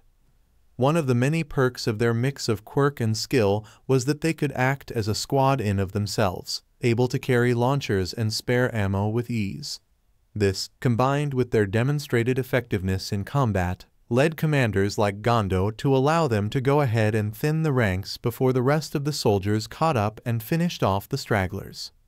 The work was dangerous, but Kazama relished it. By the time Gondo's men arrived, Kazama and Shinichi had already cleared most of the bugs on this street. Shortly after Gondo's men came the two heroes. Kazama didn't hate heroes like some of the others did, but he did think they were more often than not nuisances who rarely contributed anything of worth against kaiju. Add their tendency to be more sentimental than Shinichi, and he had plenty of reason to prefer they not be here. Still, as long as they stayed out of his way, they could do whatever they wanted as far as he cared. Shinichi leapt into the second-story window of the house that the pink hero had been just about to enter, carried a teenage boy out, and handing him to her. Speaking of which, Kazama went inside on the off chance that Shinichi had grabbed the civvy because he'd seen a Kamakura's inside. He found none. Sure, because 20 seconds would have been so long for the civvy and heroes to wait. He caught up with Shinichi a few houses down, where he was surveying the rest of the neighborhood. From their vantage point, they could see the Kamakuras starting to converge on their block. "No targets inside the home," said Kazama. "Let me guess, you're about to call me a sentimental idiot," said Shinichi. "One of these days that heart of yours is going to get you in trouble," said Kazama. "And when that happens I might not be able to whoa." The roof gave way, sending Kazama falling into a dusty attic. Kazama got to his feet and shook the dust off. Shinichi jumped through the hole and landed in front of him, raising an eyebrow. "You were saying?" "Shut up." They heard a scratching noise beneath them. They dropped out of the attic into a hallway, listened. Definitely a Kamakura's. Both readied their launchers. "Race for the kill," said Shinichi. "Loser buys drinks," said Kazama, his fingers twitching with anticipation. They opened the door and came face to face with a Kamakura's larva. It was too close to safely blast, but Shinichi used his launcher to smack it through a wall. The larva landed on the lawn outside. Shinichi then blew it to smithereens. "When we get back to town, I'll find a bar." "Shut up." Kazama and Shinichi went outside and fired their last rockets into the oncoming horde. By that point, over a dozen had converged on the neighborhood, having been drawn by the noise. They were all charging from one direction, with no cover and no civvies to get in the way. "Perfect." Kazama turned to Gondo. "Get me all painless." Gondo grinned. "You heard him, boys. All painless." One of the other perks of him and his brother's special status, custom weapons. The men got out a box and opened it, revealing the beautiful minigun within. Kazama picked it up, took aim. "I hate bugs." He opened fire. A torrent of bullets ripped the oncoming Kamakura's larva to shreds. Kazama roared as he continued firing, bullet casings falling at his feet like rain. After several seconds, Kazama ceased fire. Larva splattered the streets, several cars had been partly shredded, even some trees had been cut in half by Kazama's firing. Kazama grinned at the carnage he'd made while Shinichi rolled his eyes. After that, there were only a few left, and they died rather easily. The Mazer team had chased one of the bigger two away and killed the other. The battle over here was over. Kazama wondered how the battle with the other four was going. "Fire, Mazer!" Izuku blasted a Kamakura's in the chest. The Kamakura's screeched in pain as the twin Mazer beams bored into it. It tried to hit them with its claw, but Zenny pulled them down a side street in the nick of time. Izuku locked back onto his target, which now had 2 large grooves in its chest. Despite the danger, despite the wild pounding of his heart, Izuku's mind felt completely at ease. a familiar serenity washing over it, broken only by quick moments of exhilaration. It was how he often felt in battle. He and Sakaki's team had been engaged for less than 5 minutes. So far, one Kamakura's was dead, another crippled, and the other 2 wounded. Yashiro joined Izuku to fire on the Kamakura's and hopefully finish it off. The Kamakura's lifted its claw to try and block the blasts, but Izuku aimed at the joint. His mazer cut through the joint connecting the Kamakura's claw to its arm, severing it. The claw fell to the ground, smashing several cars in the process. Izuku's lip curled upwards. Now they would. "One's charged. Need reinforcements," said Akiba. Izuku swiveled his turret to see Akiba's tank frantically dodging a Kamakura's claw. "Zeni. On it." The tank turned and began making its way toward Akiba, whose tank was doing its best to avoid being skewered. While Izuku's tank charged forward, Izuku fired on the head and neck areas, distracting the kaiju and giving Akiba the chance to escape. It swung its scythe at Izuku, but Zeni pulled them out of the way just in time, giving Izuku the chance. Izuku rake its side. "Why does this always happen to us?" said Zeni as he steered them back toward Yashiro. Yashiro fired at left flank while one of Sakaki's tanks hit its right. Izuku and Zeni joined Yashiro in attacking its flank. The Kamakura's wailed in pain. It turned toward Izuku and Yashiro and tried to open its wings, but Izuku had already guessed what it was doing. His mazer burned clean through the wings, rendering them useless even as the Kamakura's helplessly fluttered them. Meanwhile, Akiba had gotten far enough away and opened fire. The Kamakura's wailed in pain. It continued to thrash until their 8 beams bored clean through its body. The Kamakura's fell to the ground, dead. Izuku felt a twinge of satisfaction. Another one Dao Izuku was thrown sideways in his chair. "What they?" said Zeni. Izuku swiveled his turret to see what hit them. It wasn't a Kamakura's or they'd be dead. But what was it? He couldn't see. Wait. Several of the smashed cars and pieces of asphalt now littered the street that hadn't been there before. As Izuku pondered that, he saw something out of the corner of his eye. Swiveling his turret, Izuku saw an entire house was falling toward them. Hard right, hard right. Zeni gunned the engine and bolted. Izuku gripped his straps while the tanks shook like it was an earthquake as the house smashed into the ground behind them. Yashiro's tank received a glancing blow, sending it spinning into a nearby yard. Izuku activated his comms. "Yashiro, are you all right?" "Yeah, we're both fine." Good, they were alive. Now where did that come from? Izuku scanned the direction the house had fallen from and saw a Kamakura's that had had 2 legs shot off earlier courtesy of Captain Sakaki himself, using its claws to kick up debris, including dirt, cars, and yes, houses. Izuku aimed at the eyes and fired, several other tanks joining in. Izuku destroyed one eye. But before he could destroy the other, he saw something. The Kamakura's whose claw shot he'd shot off was about to charge him. "Charge 9 o'clock. "Roger," Zeni said. One of the dangers with Kamakura's, aside from numbers, was their ability to fly. In ground combat, they could use this ability for a short-range charge, letting them close the gap between mazer tanks and destroy. Fortunately, what this charge had in speed it lacked in maneuverability. Their tank banked back and to the left at full speed, moments before a now airborne Kamakura's smashed into the houses behind where they had been. Before Izuku could lock on, it jabbed its remaining claw at them. "Shit," said Zeni as he barely pulled them to the left foe the claw.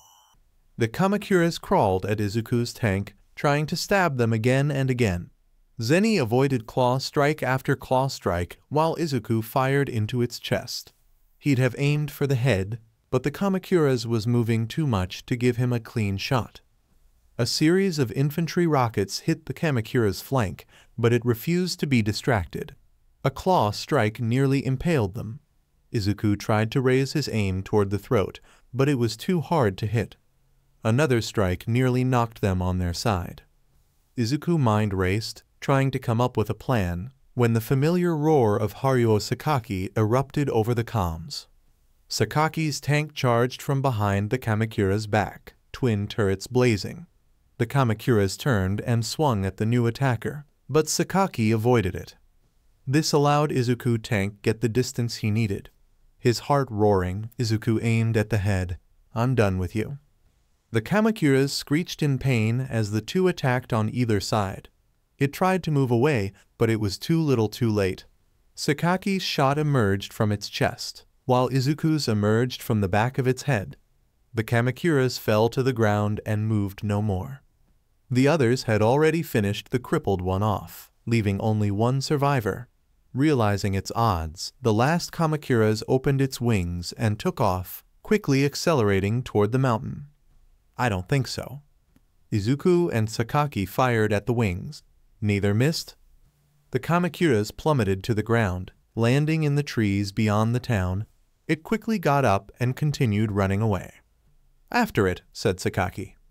"Sir," said Izuku, "it's out of optimal range and already close to the mountain.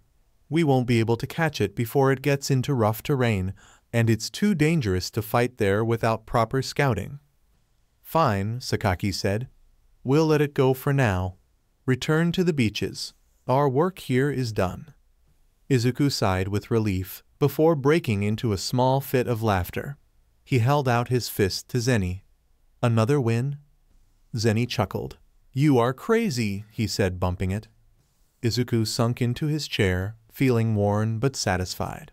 Several kaiju dead, no mazers destroyed, another win for the AMF. So alright folks, that's all for today. Stay tuned for part 3. Do subscribe, like and share for more such videos. Also check out the story and author GFan97 on FANFICTIONnet. Press the bell icon to be notified first on release. See you in the next video. Till then, goodbye.